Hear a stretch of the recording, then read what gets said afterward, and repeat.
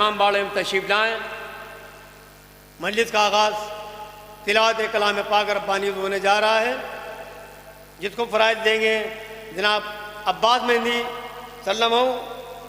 उसके बाद लखनऊ के मशहूर मारूफ मरसिया ख़ान सोस खान फराज कादमी साहब जो यहाँ मौजूद हैं, अपने मरसिया को फ़राइज़ को अंजाम देंगे। फिर चंद शोरा इकराम नजराना अक़ीदत इमाम बारगाह में पेश करेंगे। उसके बाद मजलिस को खिताब करेंगे आली जनाब मौलाना सैयद फैज़ अब्बास मशहदी क़िबला, जो चंद लम्हे में जलवे अफरोज़ मेंबर होने जा रहे हैं। मोमिनीन से गुजारिश है कि वो फ़र्श मजलिस तशरीफ़ रखें।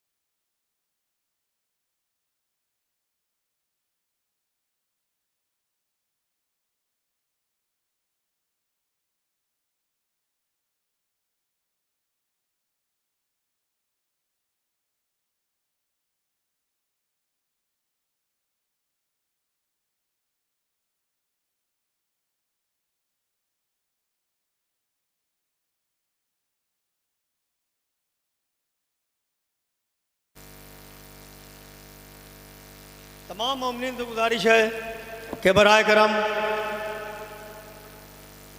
यहाँ इमाम बाड़े में तशरीफ़ लाएँ। मजलिस का आगाज़ होने जा रहा है तिलावत कलाम पाक रब्बानी से। इस फ़राइज़ को अंजाम देने जा रहे हैं जनाब अब्बास मेहंदी सल्लम हो, जो आ रहे हैं। मजलिस का आगाज़ तिलावत कलाम पाक से होने जा रहा है। नारे सलवात।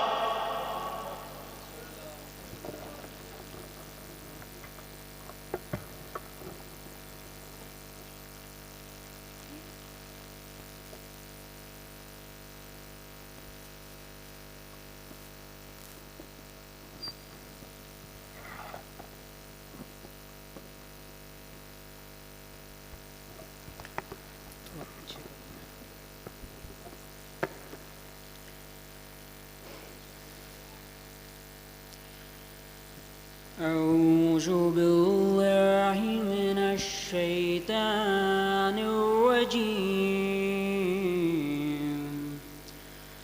بسم الله الرحمن الرحيم سبح لله ما في السماوات وما في الأرض وهو العزيز الحكيم هو الذي أخرج الذين كفروا من أهل الكتاب من ديارهم لأول الحشر ما ظننتم أن يخرجوا وظنوا أنهم مانعتهم حصونهم من الله فأتاهم الله من حيث لم يحتسبوا وقذف في قلوبهم الرعب يخربون بيوتهم بأيديهم وأيدي المؤمنين فاعتبروا يا أولي الأبصار ولولا أن كتب الله عليهم الجلاء لعذبهم في الدنيا ولهم في الآخرة عذاب النار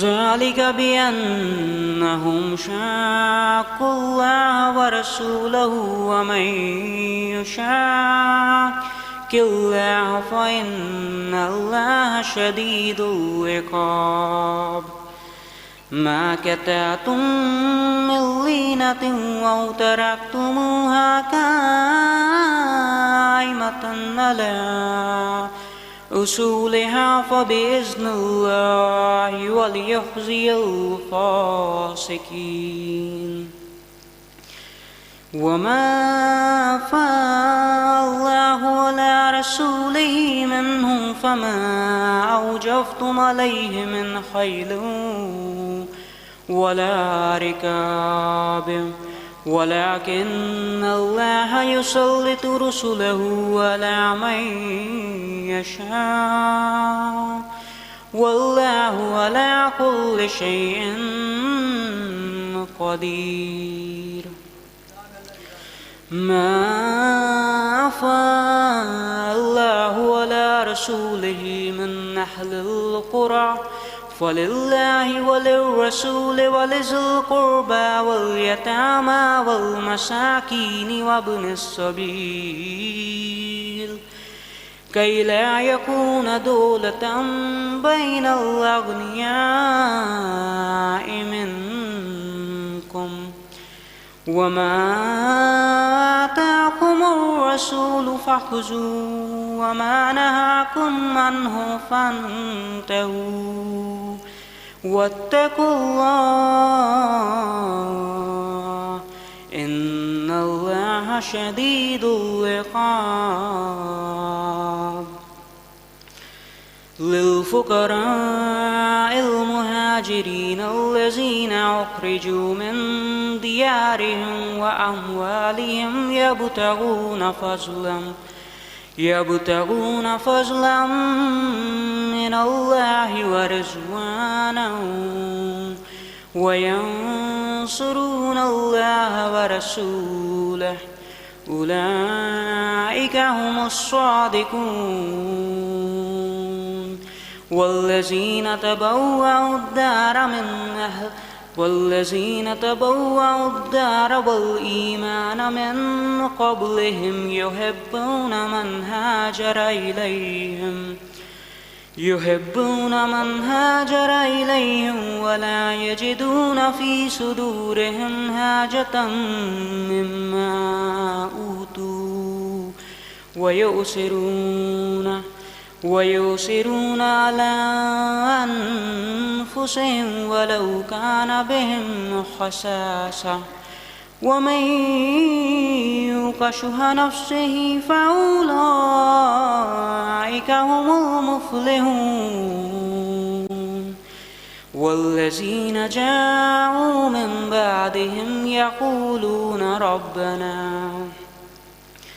يقولون ربنا اغفر لنا ولإخواننا الذين سبقونا بالإيمان ولا تجعل في قلوبنا غلا للذين آمنوا ربنا إنك رؤوف رحيم صدق الله العلي العظيم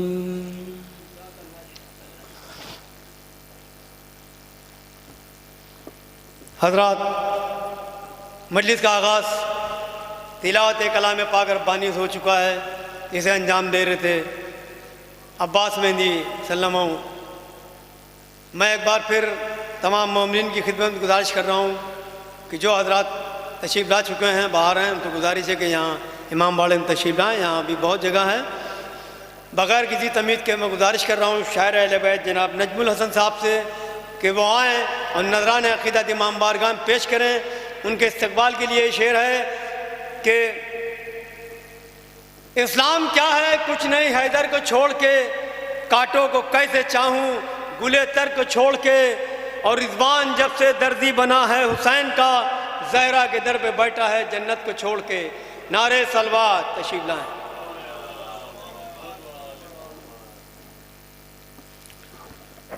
एक और सलवात में हज़रात।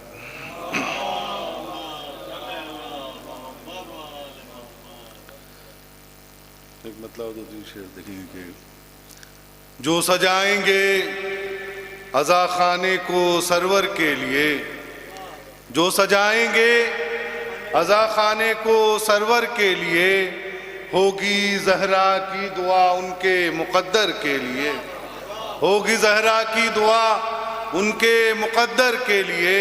तो सर बसजदा थी नबूवत और इमामत पुश्त पर, सर बसजदा थी नबूवत और इमामत पुश्त पर, था खुदा भी मुंतज़िर कुछ ऐसे मंजर के लिए, था खुदा भी मुंतज़िर कुछ ऐसे मंजर के लिए। तो सरज़मीने करबला को फ़ख्र है इस बात का, सरज़मीने करबला को फ़ख्र है इस बात का, थे 72 उसकी खातिर वो 72 के लिए, थे 72 उसकी खातिर वो 72 के लिए। एक सलवात में हज़रात। और 4 मिसरे और देखेंगे कि मक्तल में कह रही थी असगर से ये सकीना, मक्तल में कह रही थी असगर से ये सकीना, जालिम का अब मिटाने मैं नाम जा रही हूँ, जालिम का अब मिटाने मैं नाम जा रही हूँ।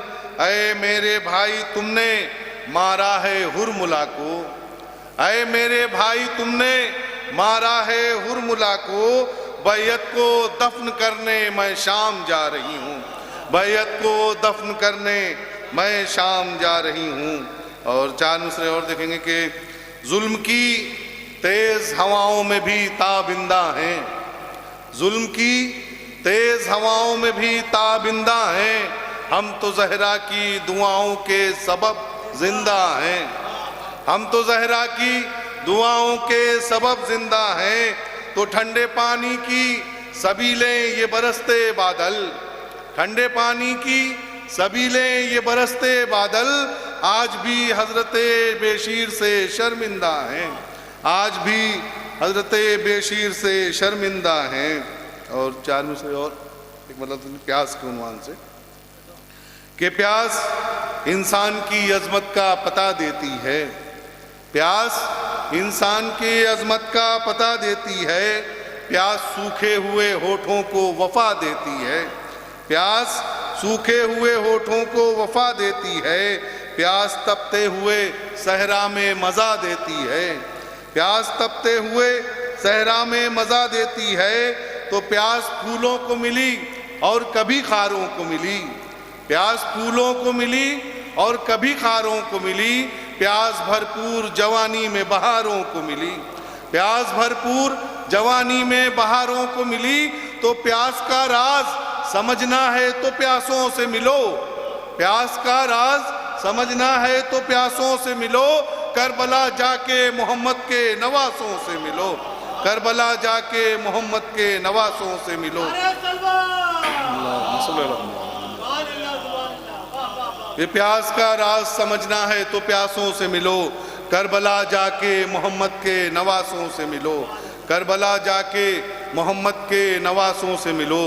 और आंसू के उन्वान से एक मतलब 2-3 शेर कि आना जाते जो करबला आंसू, आना जाते जो करबला आंसू, हो गए होते गुमशुदा आंसू, दे रहे हैं मुझे जना की खबर, ये मेरे करबला ज़दा आंसू, ये मेरे करबला ज़दा आंसू।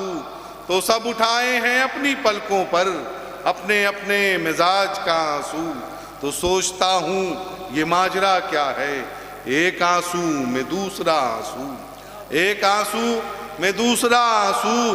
तो जो गमे करबला नहीं होता, जो गमे करबला नहीं होता, कौन आँखों से पोंछता आंसू, जो गमे करबला नहीं होता, कौन आँखों से पोंछता आंसू।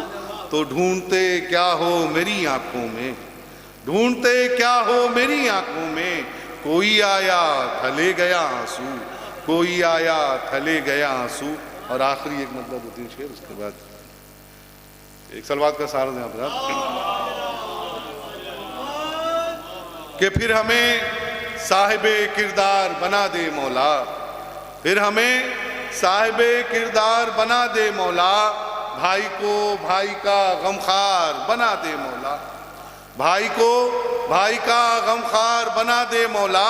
तो जिनकी सांसों में नहीं इश्क़े अली की खुशबू, जिनकी सांसों में नहीं इश्क़े अली की खुशबू, सांस लेना उन्हें दुश्वार बना दे मौला, सांस लेना उन्हें दुश्वार बना दे मौला। तो जीते जी देख लें जन्नत के नज़ारे हम भी, जीते जी देख लें जन्नत के नज़ारे हम भी, करबला का हमें ज़व्वार बना दे मौला, करबला का हमें ज़व्वार बना दे मौला।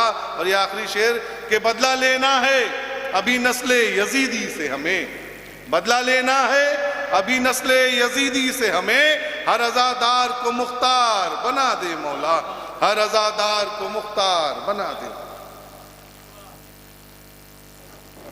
हर अज़ादार को मुख्तार बना देना है। ये थे जनाब नजमुल हसन साहब जो बेहतरीन अशार फरमा रहे थे। मैं एक बार फिर तमाम मोमिनीन की खिदमत गुजारिश कर रहा हूँ जो बाहर तशरीफ़ फरमा आ चुके हैं, उनसे गुजारिश किया यहाँ इमामबाड़े में काफ़ी जगह है, यहाँ तशरीफ़ लाएँ। किनारे सलवात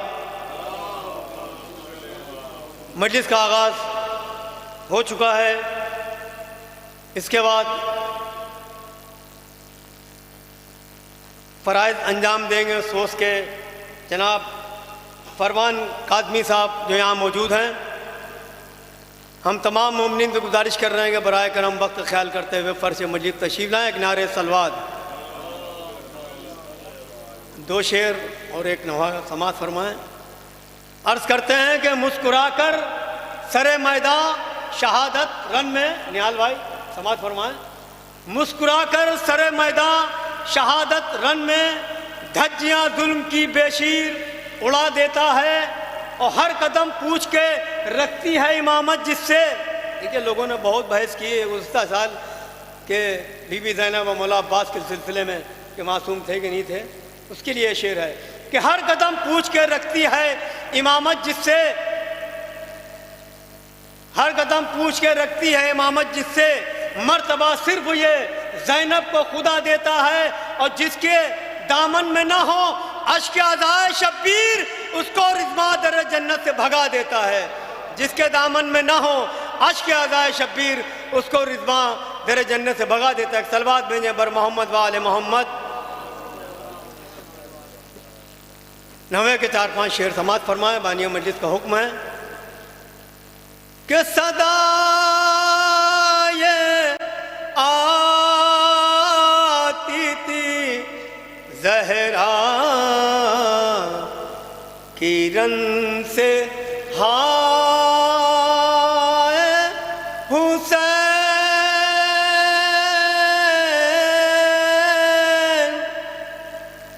अरे पड़ा है खाक पे मक़तल में सर कटाए हुसैन,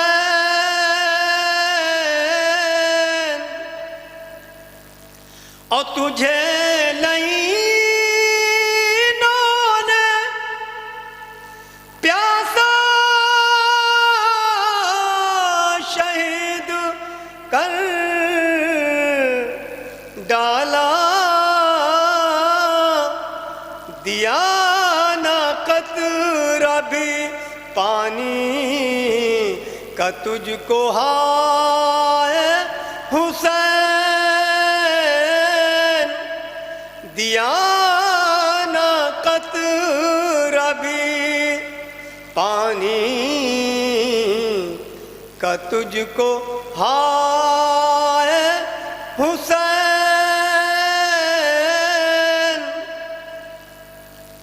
और खता मुआफ़ जो हुर की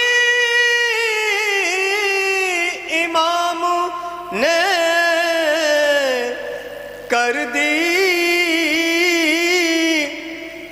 तो अपने हाथों से छोड़े जरी ने पाए हुसैन,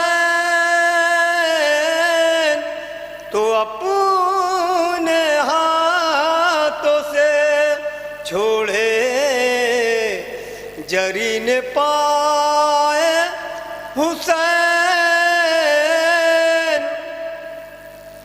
और सर अपना पीट के गश खा के गिर पड़ी ज़ैनबू। अरे जरी का खेमे में जिस दम अलम को लाए हुसैन, जरी का खेमे में जिस दम अलम को लाए हुसैन और जवान लाल के सीने से खींच ली बरछी। अरे जरा भी हाथ तुम्हारे न थर थराए हुसैन, जरा भी हाथ तुम्हारे न थर थराए हुसैन। सदा ये आती थी ज़हरा किरण से हाय हुसैन, हम अपना फेर के मौजे फुरात की रोई, जब अपनी गोद में असगर कुरन में लाए हुसैन, जब अपनी गोद में असगर कुरन में लाए हुसैन और घिरे थे नर घिरे थे नर आदम इस तरह सरवर। अरे तलाश करती थी ज़ैनब नजर न आए हुसैन, तलाश करती थी ज़ैनब नजर न आए हुसैन और फरस से गिर के किया, फरस से गिर के किया सजदा खुदाए कदीर, चला गले पे जो खंजर तो मुस्कुराए हुसैन, चला गले पे जो खंजर तो मुस्कुराए हुसैन। और आखिरी शेर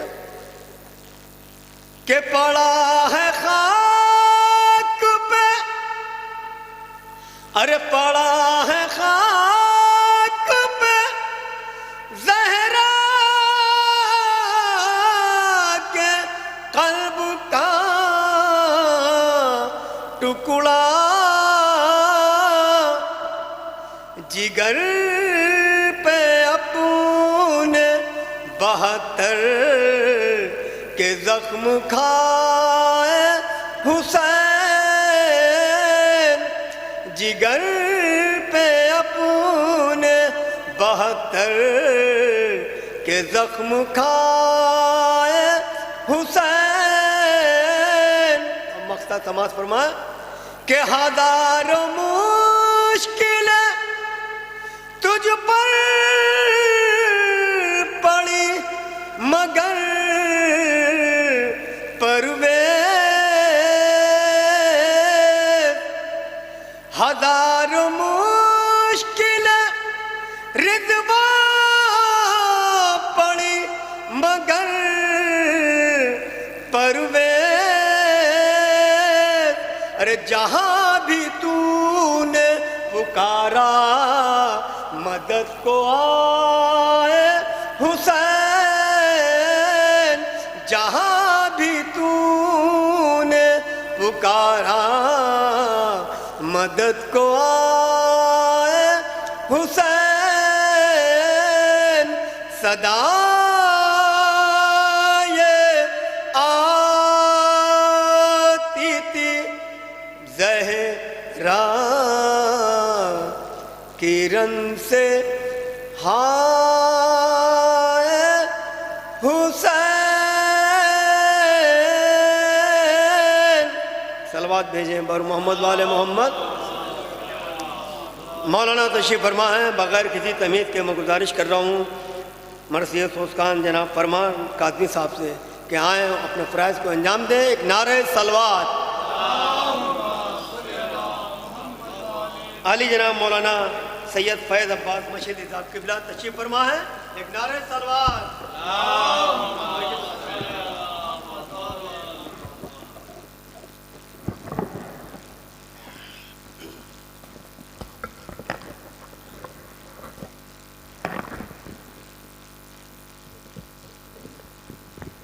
नारा हैदरी, नारे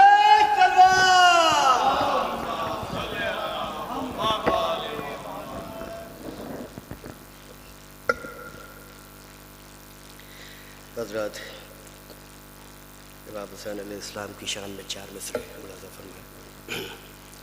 एक नारे सलवात।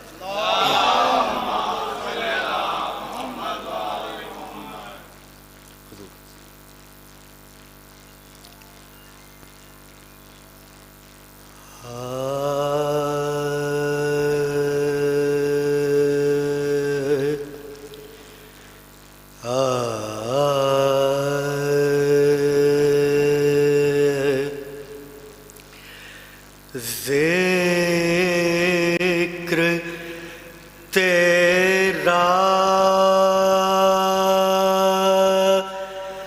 सुने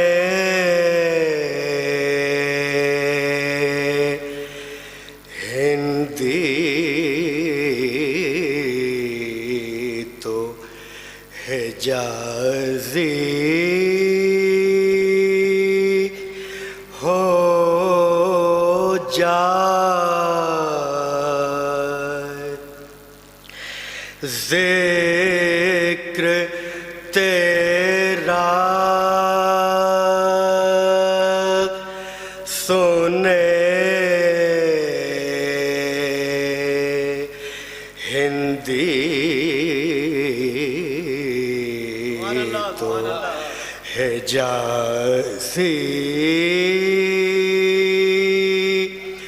हो जाए। ओ साया बुज़दिल पे जो पड़ जाए तो गाज़ी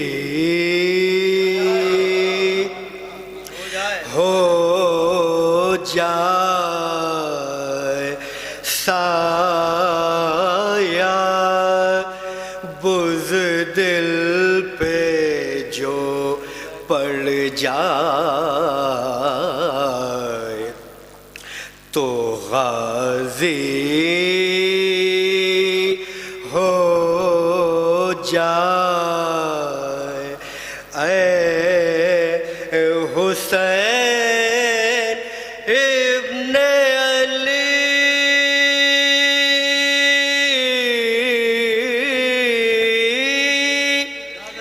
तेरी इबादत के निसार। ऐ हुसैन इब्ने अली तेरी इबादत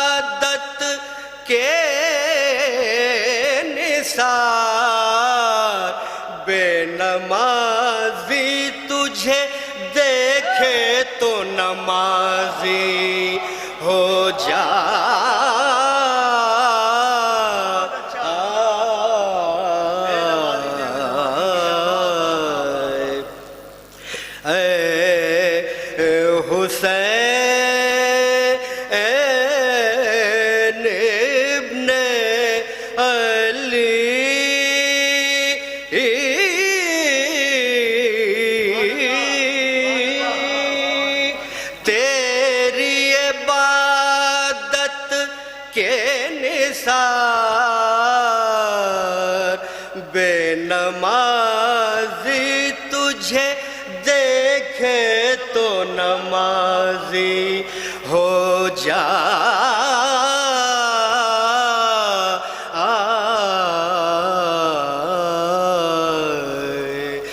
जिक्र तेरा।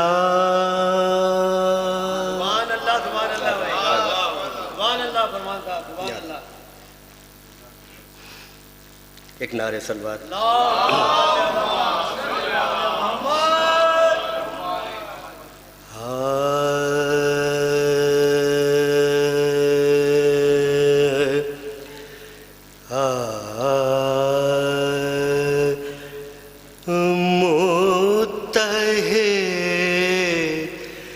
रखे हैं कुल कौम को तस्बीह है अज़ा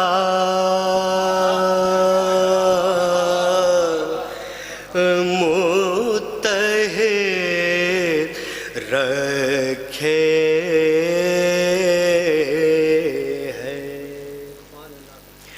कुल कौम को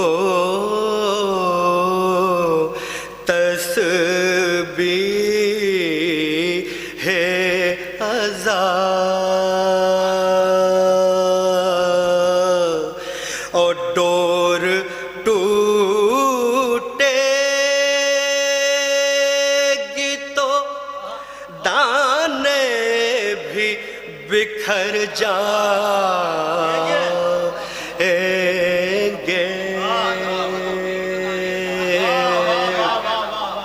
और डोर टूटेगी तो दाने भी बिखर जाएंगे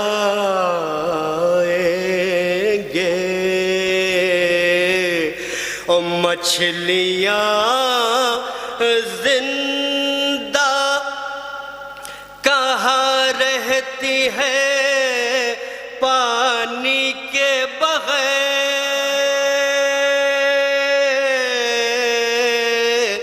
मछलियाँ जिंदा जिंदा कहाँ रहती है पानी के बगैर।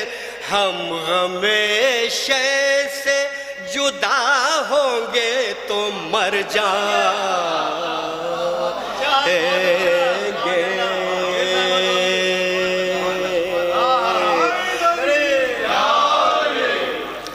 मछलियाँ जिंदा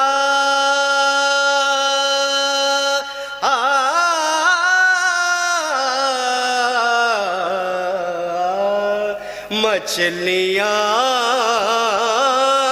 जिंदा कहाँ रहती है पानी के बगैर। हम हमेशा से जुदा होंगे तो मर जाएंगे।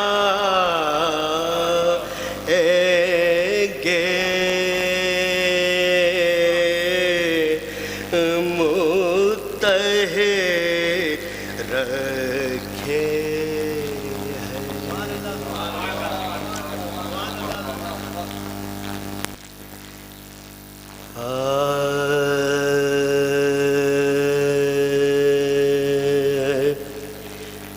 अमल की शम्म में जलाओ अगर हुसैन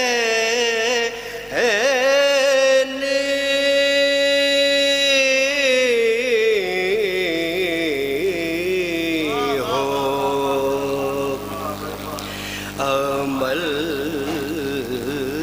शम्मे जलाओ, अगर हुसैन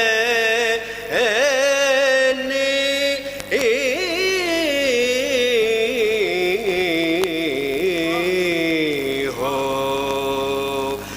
फुरूए दीन बचाओ,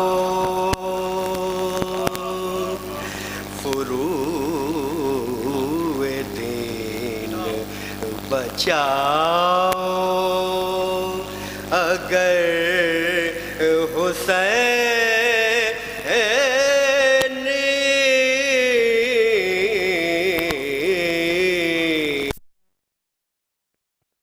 ओ जहां में जुल्म पे छाओ, अगर हुसैनी हो, जहां में जुल्म पे छाओ, अगर हुसैनी हो, और किसी का दिल न दुखाओ, किसी का दिल न दुखाओ, अगर हुसैनी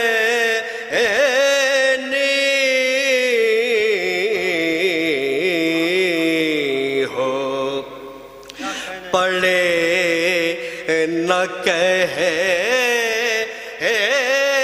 ना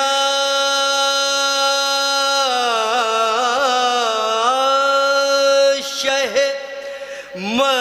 मशरक़ैन वाले हैं, पढ़े ना कहे ना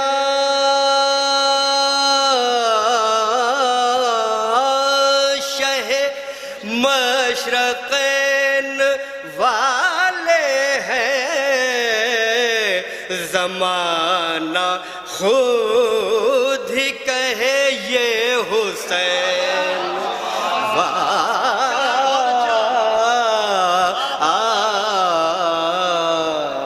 वाले हैं, पढ़े ना कहे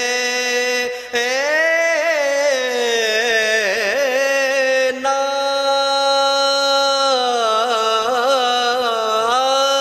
शह मशरक़ैन वाले हैं,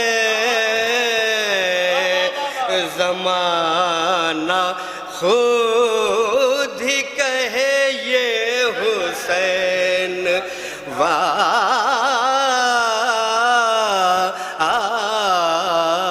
वाले हैं, अमल की शम्मे जलाओ। नारे तलवार। मान अल्लाह भाई, मान अल्लाह। हज़रत अब्बास की शान में 6 मिसरे मुनज़्ज़र फरमाए। क्या कहना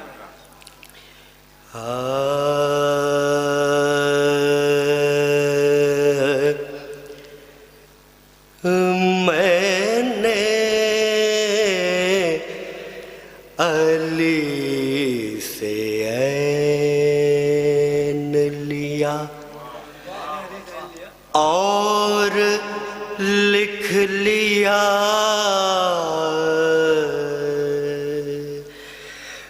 मैंने अली से ऐन लिया और लिख लिया, ओ देखा जो बुतराब तो बे उसमें मिल गया,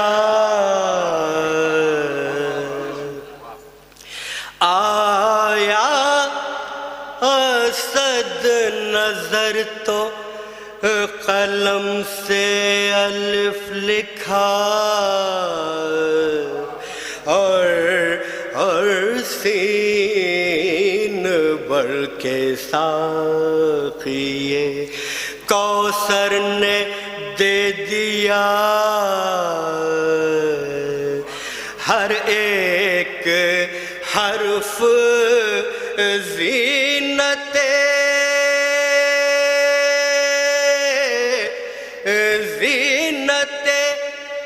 किरतास बन गया हर एक हर्फ ज़ीनते किरतास बन गया यकजा किया जो सबको तो अब्बास बन गया हर एक हर्फ ज़ीनते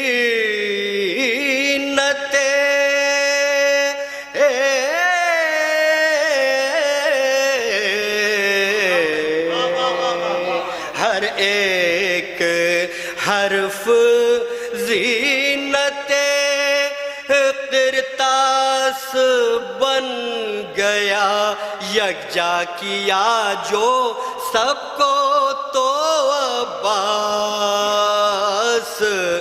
बन गया मैंने अली से एक सोज हजरात मुलाज़ा फरमाए।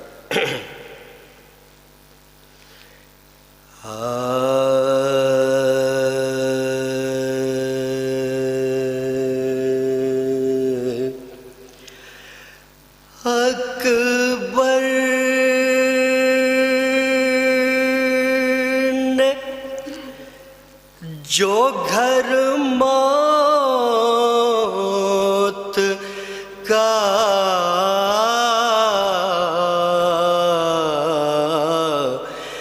आबाद किया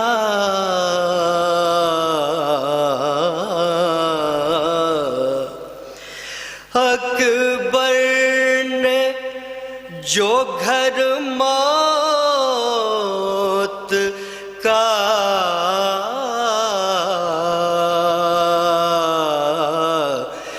आबाद किया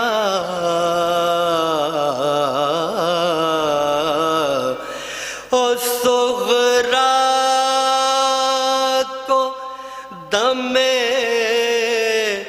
नज़ा बहुत याद किया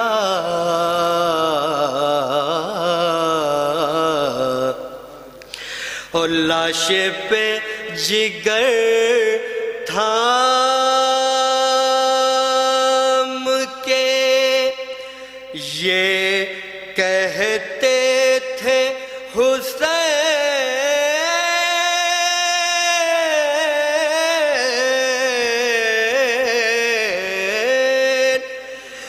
लाशे पे जिगर थाम के ये कहते थे हुसैन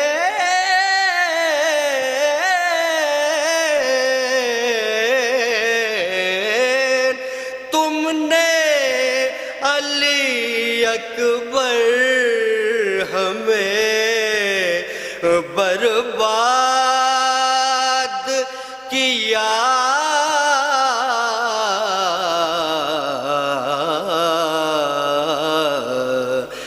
अकबर आखिरी सोज बस हजरात मुलाज़ा फरमा लें। 4 मिसरे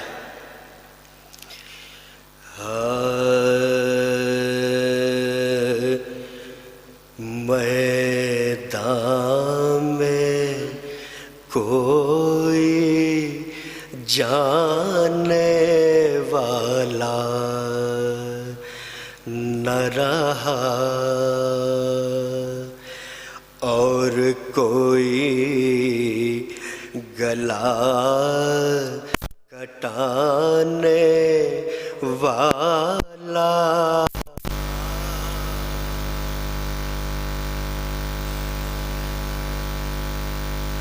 जो मारा गया, जो मारा गया, उसे उठा लाए हुसैन। शबीर का कोई लाने वाला।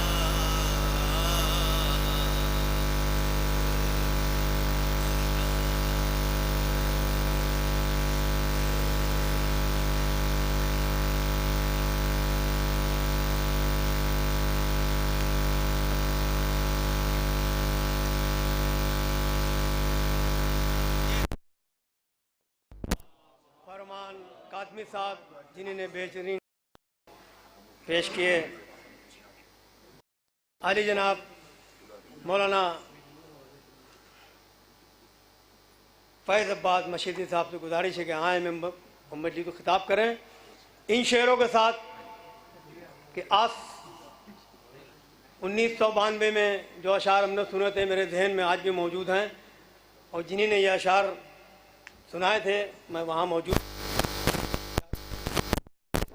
कि मोम लोगों को संग लगता है और खून भी लाल रंग लगता है, और हारती हैं हर एक कदम कौमें जब अकीदों में जंग लगता है।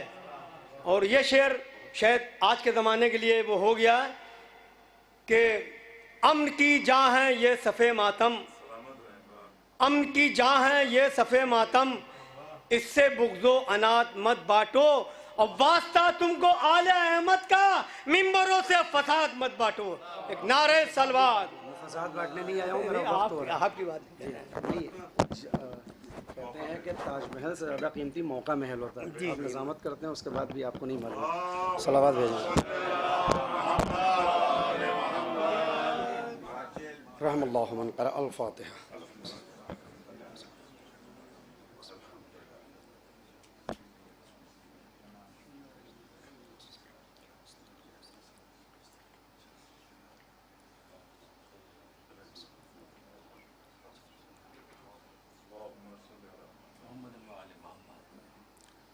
ला हौला वला कुव्वता इल्ला बिल्लाहिल अलिय्यिल अज़ीम।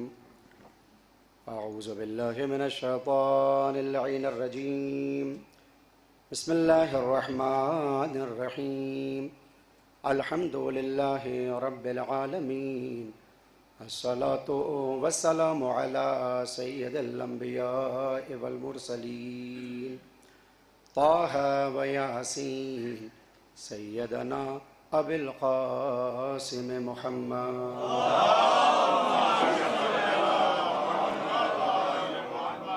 व अला अहले बैतिहि तय्यबीन अत्ताहिरीन अल-मासूमीन अल-मज़लूमीन अल-मुंतजबीन अल-मुंतखबीन अल्लज़ीना अज़हबल्लाहु अन्हुमुर रिज्सा व तहहरहुम तत्हीरा। वलानतुल्लाहि अला अअदाइहिम मिनल आन इला क़ियाम यौमिद्दीन। अम्मा बअदु फ़क़द क़ाल अल्लाहु सुब्हानहु तबारक व तआला फ़ी मुहकम किताबिहिल हकीम व हुवा अस्दक़ुस सादिक़ीन व क़ौलुहुल हक़्क़। बिस्मिल्लाहिर रहमानिर रहीम। वमन यब्तग़ि ग़ैरल इस्लाम दीना फ़लन युक़बल मिन्हु व हुवा फ़िल आख़िरति मिनल ख़ासिरीन। सलावत।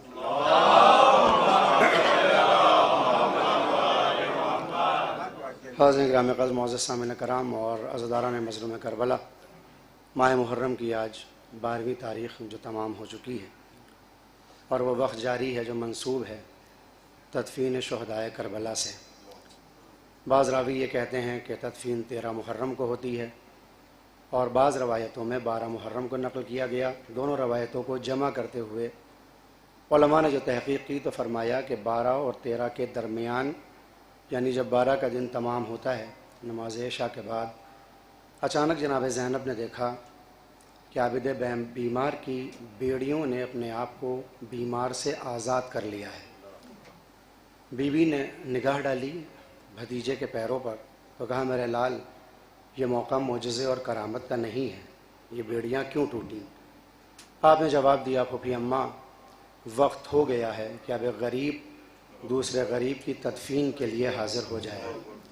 काफ़िले बनी असद शहदा की मैयतों के नज़दीक है, लिहाजा बाएजाज़ करबला पहुँचना है, शहदा के जनाज़ों को दफन करके आपकी खिदमत में वापस आना है।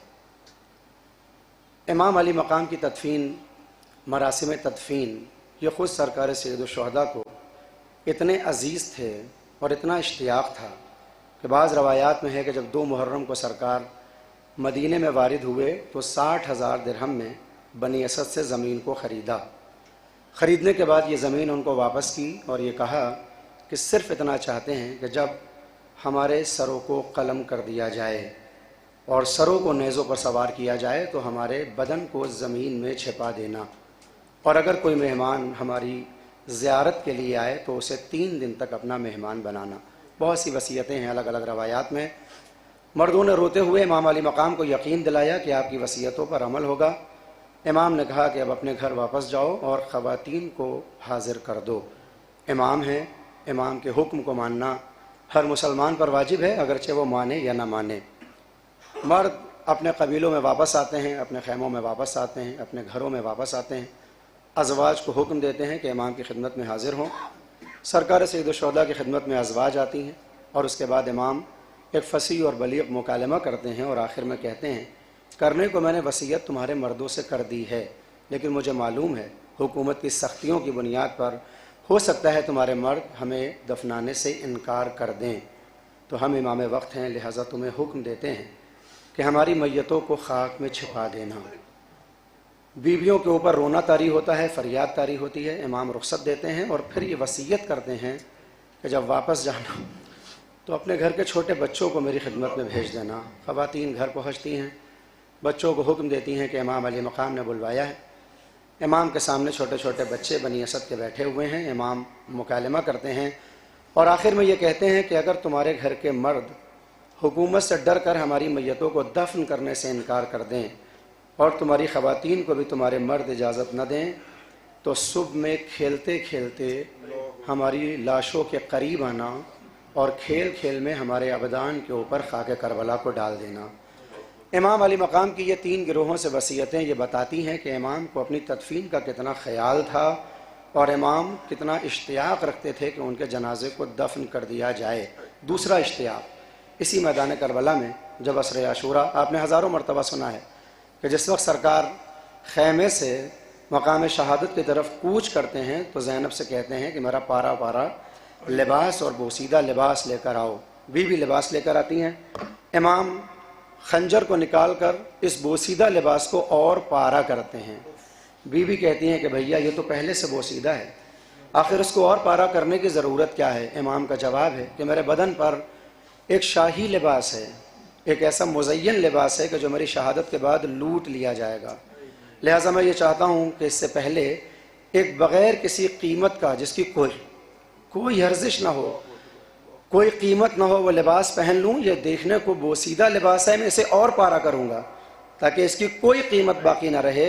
मैं पहले इसे अपने बदन पर डालूँगा, फिर ये शाहाना लिबास होगा ताकि मेरी शहादत के बाद अगर लूटने वाले मेरे बदन पर आए हुए लिबास को लूटना चाहें तो इस आखिरी लिबास को, जिसकी कोई कीमत ना हो, इसको मेरे बदन पर छोड़ दें। लिहाजा इस लिबास को मैं ज़ेबतन करना चाहता हूँ। सरकार ने उस बोसीदा लिबास को पहना, उसके ऊपर अपना लिबास पहनते हैं। मगर असर आशूरा जो जुल्म हुए हैं बिलखुसूस शाम गरीबा से पहले, उसमें एक जुल्म ये भी था कि आपके फ़ाखिराना लिबास को लूटने के बाद वो लिबास भी लूट लिया गया कि जिसकी कोई अर्जिश नहीं थी। अज़ीज़ान गिरामी, सरकार सैयदुश्शुहदा की अपनी शहादत को लेकर ये 2 इश्तियाक़ कि आपके बदन पर कफन रह जाए और आपके ऊपर खाक डाल दी जाए, नज़र खुदा की रज़ा के बकौल और खुदा की रज़ा के मद्देनज़र, ये दोनों काम सरकार सैयदुश्शुहदा के साथ नहीं हुए। न कफन बाकी रहा और ना आपके बदन को उस वक्त दफन किया गया जब जालिमों ने अपने कुश्ताए नजिस को दफन किया। परवरदिगार ने अपनी करामत की आईने में क़यामत तक के लिए हुसैन को यह शरफ़ बख्श दिया कि तुम्हें तो कफन नहीं मिला, मगर क़यामत तक तुम्हारे शहर से अगर कोई कपड़ा मंसूब होकर कफन कहलाएगा तो तुम्हारे चाहने वाले तबर्रुक के तौर पर तुम्हारे शहर से ले जाएंगे। और अगर तुम्हारे बदन को 3 दिन तक खाक में नहीं छुपाया गया तो अब क़यामत तक तुम्हारी खाक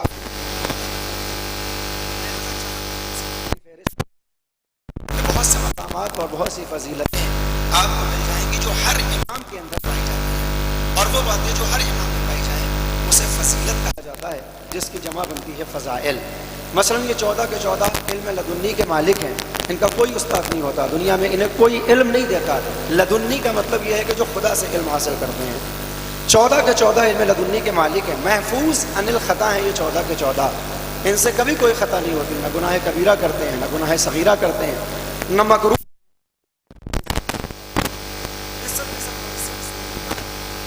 इनको चुन के भेजता है, इनका वोटिंग का नहीं होता,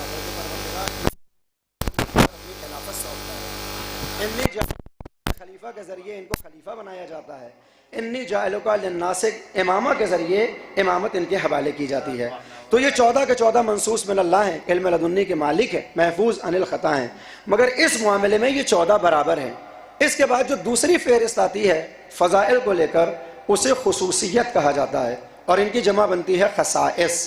खुसूसियत वो शय है जो किसी एक मासूम में देखने को मिले मगर दूसरे मासूम में हमारी अंधी आंखों को वो देखने को नहीं मिलती। मैं ये नहीं कह सकता कि उस मासूम में नहीं पाई जाती, मगर हम जैसे तालिब इल्म हक़ीर तलबा उन चीज़ों को नहीं देख पाते, और उसको कहते हैं खुसूसियत। मिसाल, लक़ब अमीरुल मोमिनीन मंसूब है मौलाए कायनात से, यानी अली इब्न अबी तालिब अलैहिस्सलातु वस्सलाम से,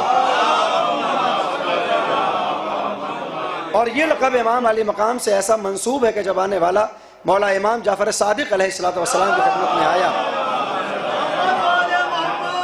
और आगे कहता है कि अस्सलामु अलैका या अमीरुल मोमिनीन, इमाम ने फरमाया कि आज के बाद हमें अमीर मोमिनान न कहना, अमीरुल मोमिनीन न कहना। इसने कहा मौला अगर आप मोमिनों के अमीर नहीं होंगे तो फिर कौन मोमिनों का अमीर है? अली मोमिनों के अमीर, हसन मोमिनों के अमीर, आप मोमिनों के अमीर है। इमाम अली मकाम ने फरमाया कि आलम माना में तो हम मोमिनों के अमीर हैं, मगर खुदा की मशीयत यह है और इरादा यह है कि इस लक़ब को मखसूस कर दिया गया है हमारे जद, जिसे अली इब्न अबी तालिब के नाम से याद किया जाता है। उनके बाद हम में से किसी को यह इजाज़त नहीं है कि इस लक़ब अमीरुल मोमिनीन को अपने ऊपर हम डाल लें। अब आप गौर फरमाएं कि यहाँ तो एक महफूज अनिल ख़ता, मंसूस मिन अल्लाह, इल्म लदुन्नी के मालिक, हुज्जत खुदा और वली खुदा का तरीक़ा और रविश ये है कि वो अपने आप को अमीरुल मोमिनीन नहीं कहलाता, और अब दूसरी तरफ हमें आम मुसलमान नजर आते हैं कि जिस अंधे काने कुबड़े के हाथ में ज़िमाम हुकूमत आई उसने अपने को अमीरुल मोमिनीन कह दिया। 22 बरस पहले अफगानिस्तान में एक पैदा हुआ था, 8 बरस पहले इराक में एक पैदा हुआ था, उसने भी अमीरुल मोमिनीन का दावा किया, इसने भी अमीरुल मोमिनीन का दावा किया। अपने दावे से ये अमीरुल मोमिनीन तो नहीं बनते, मगर ये समझ में आ जाता है जिनका अमीर ऐसा हो उनकी उम्मत कैसी होगी। सलावत है जबर मोहम्मद वाले।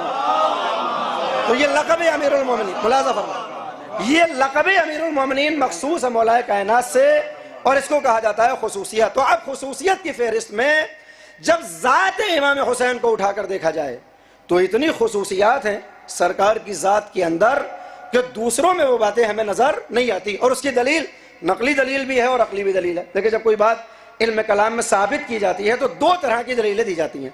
एक दलील नकली कहलाती है, उर्दू वाला नकली नहीं, अरबी वाला। दलील नकली का मतलब यह होगा कुरान की आयत हमारे सबूत के तौर पर आ जाए, या मासूम की हदीस नकल के तौर पर हमारे पास हो, ये दलील नकली है। इस बुनियाद पर हम इस बात को मानते हैं। मगर दलील नकली वही मानेगा जो कुरान का कायल होगा, जो मासूमीन की इस्मत का कायल होगा, वो इनकी बात को मानेगा। इल्म कलाम में दूसरी दलील होती है दलील अकली। दलील अकली किसे कहते हैं? कि साहब इसका ताल्लुक नकल से नहीं है, कुरान ने नहीं बताया, अहादीस में नहीं आया, मगर अकली पैमाने के ऊपर जब इस बात को रखा जाता है तो बिल्कुल खरा उतर जाए, इसे दलील अकली कहते हैं। अब आप गौर फरमाएं, इन 14 की फेहरिस्त में हर मासूम की अपनी एक खुसूसियत है, लेकिन सरकार सैयद शुहदा के अंदर ऐसी ऐसी खुसूसियात पाई जाती हैं कि जो ना आपसे पहले किसी में नजर आती है और ना आपके बाद किसी में नजर आती है। और फरमा रहे हैं मिसाल के तौर पर, अच्छा बात सिर्फ खुसूसियात की नहीं है, यानी कायदा यह है कि हुसैन जैसी शख्सियत परवरदिगार ने दोबारा इस जमीन पर भेजी ही नहीं। ना हुसैन से पहले कोई हुसैन जैसा आया, ना हुसैन के बाद कोई हुसैन जैसा आने वाला है। अब उसके बहुत से असबाब हैं। इज़्तिराबी कैफियत में जो नफ्स मुतमइन्ना का लक़ब हासिल कर ले उसे हुसैन कहते हैं। देखिए चीजें जब रूबरा हो, हमारे फेवर में हो, तब हम मुतमईन हो तो ये कोई बड़ी बात नहीं है, मगर भाई के शाने कटे पड़े हों, नौजवान का जनाजा सामने रखा हो, शशमाहे की मैयत निगाहों में हो, और तब इत्मीनान का आलम ये हो कि जैसे जैसे शहादतें बढ़ती चली जाती थी, शुहदा कहते हैं कि इमाम हुसैन के चेहरे के नूर में इजाफा होता चला जाता है। मुसीबतों के औज पर जो इत्मीनान की कैफियत में हो उसे हुसैन कहा जाता है। बरखिलाफ माहौल में जो खुदा से राजी हो उसे हुसैन कहा जाता है। हम खुदा से कब राजी होते हैं? जब सारी चीजें हमारे मन के मुताबिक हों, जब सारी चीजें रूबरा हों। मगर हुसैन राजी कब है? जब 6 महीने का बच्चा हाथों में है, जिसके लिए कतरे आप तलब कर रहे थे, जो नहीं मिला, फिर भी कह रहे हैं रिज़म बे क़ज़ा, मैं इस बात के ऊपर भी राजी हूं। तो ऐसी इस्तिस्नाई ज़ात सरकार सैयद शुहदा की है कि ना इनसे पहले कोई इन जैसा है, ना इनके बाद इन जैसा। और यह हर मजलिस में तकरीबन मैं कहता हूं कि बात आम इंसानों की नहीं है। 14 में भी हुसैन अनोखा है। आप इस 14 की फहरिस्त उठाकर देखेंगे तो इन 14 में आपको 4 अली मिलेंगे। अली मुर्तज़ा, अली इब्नुल हुसैन, अली रज़ा, अली नकी। 4 मोहम्मद मिलेंगे, मोहम्मद मुस्तफ़ा, मोहम्मद बाक़िर, मोहम्मद तकी, और एक पर्दा गैबत में 2 हसन भी मिल जाएंगे, हसन मुज्तबा और हसन अस्करी। मगर हुसैन ऐसा मुस्तस्ना है कि ना हुसैन से पहले कोई हुसैन है और ना हुसैन के बाद कोई हुसैन। देखिए अकली एतबार से हुसैन नहीं दोहराया गया, ना हुसैन से पहले कोई आया ना हुसैन के बाद। नकली दलील क्या है? देखिए मैं ये अक्सर कहता हूं कि जब भी किसी मासूम के आपको फजाइल सुनने हो तो मेरे जैसे किसी तालिब इल्म का मुंह ना देखें, इसलिए कि मैं अहले बैत के फजाइल भला कैसे बयान करूंगा? वो नूर का पैकर और मैं खाक का पुतला। ना तो मेरे पास इतना इल्म है, ना इतना इरफान है। मेरे पास का मतलब यह है जो भी मेंबर पर आ रहा है। तो फजाइल को कैसे समझा जाए? एक काम अगर कर लिया जाए तो मासूम की हकीकी तस्वीर काफी हद तक हमारी निगाहों के सामने साफ हो जाएगी। और वो काम क्या है कि जिस मासूम का मकाम आपको समझना हो, उस मासूम का ज़ियारतनामा उठाकर पढ़ें तर्जुमे के साथ। सवाब के लिए नहीं, वो जो नमाज के बाद पढ़ते हैं, मजलिस के बाद पढ़ते हैं, वो सवाब के लिए, वो मना नहीं कर रहा। लेकिन अगर मकाम इमामत समझना हो, मकाम मौलाए कायनात को समझना हो, मकाम इमाम हुसैन को समझना हो, तो उनकी ज़ियारतें पढ़ें। मिसाल के तौर पर अली क्या है आपको ये जानना हो तो आप ज़ियारत अमीनुल्लाह को उठाइए, आपको समझ में आएगा कि खुदा की निगाह में मौला का मकाम क्या है, मौलाए कायनात को क्या शरफ बख्शा गया है। अगर ये जानना चाहते हैं तो आप ज़ियारत गदीरिया उठाकर पढ़ें। काश बच्चे हो आप, इस ज़ियारत गदीरिया में बताया जाएगा कि अली का शरफ क्या है, इनका मकाम क्या है, इनका मर्तबा क्या है।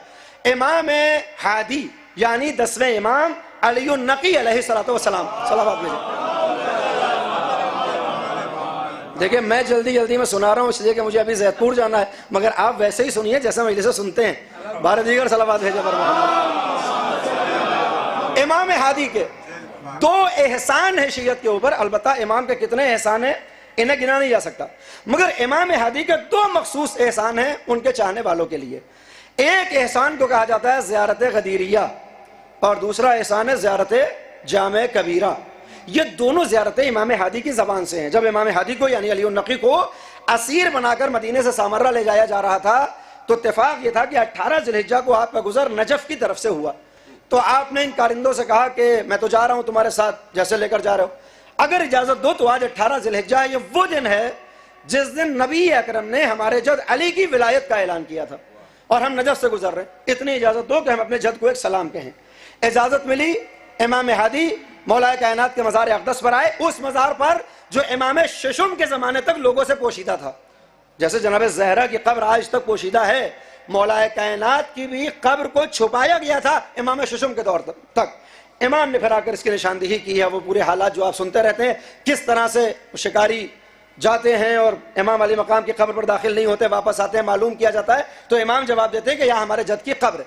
तो इमाम हादी के ज़माने में कब्र आश्कार हो चुकी है। इमाम ने कहा हमारे जद की कब्र है, इजाज़त दो कि हम एक सलाम करें। इमाम अली मकाम को इजाज़त मिली, 18 ज़िलहिज्जा है। अब जो इमाम ने मौलाए कायनात को सलाम किया है, जिस अंदाज में सलाम किया उसको ज़ियारत गदीरिया के नाम से याद किया जाता है।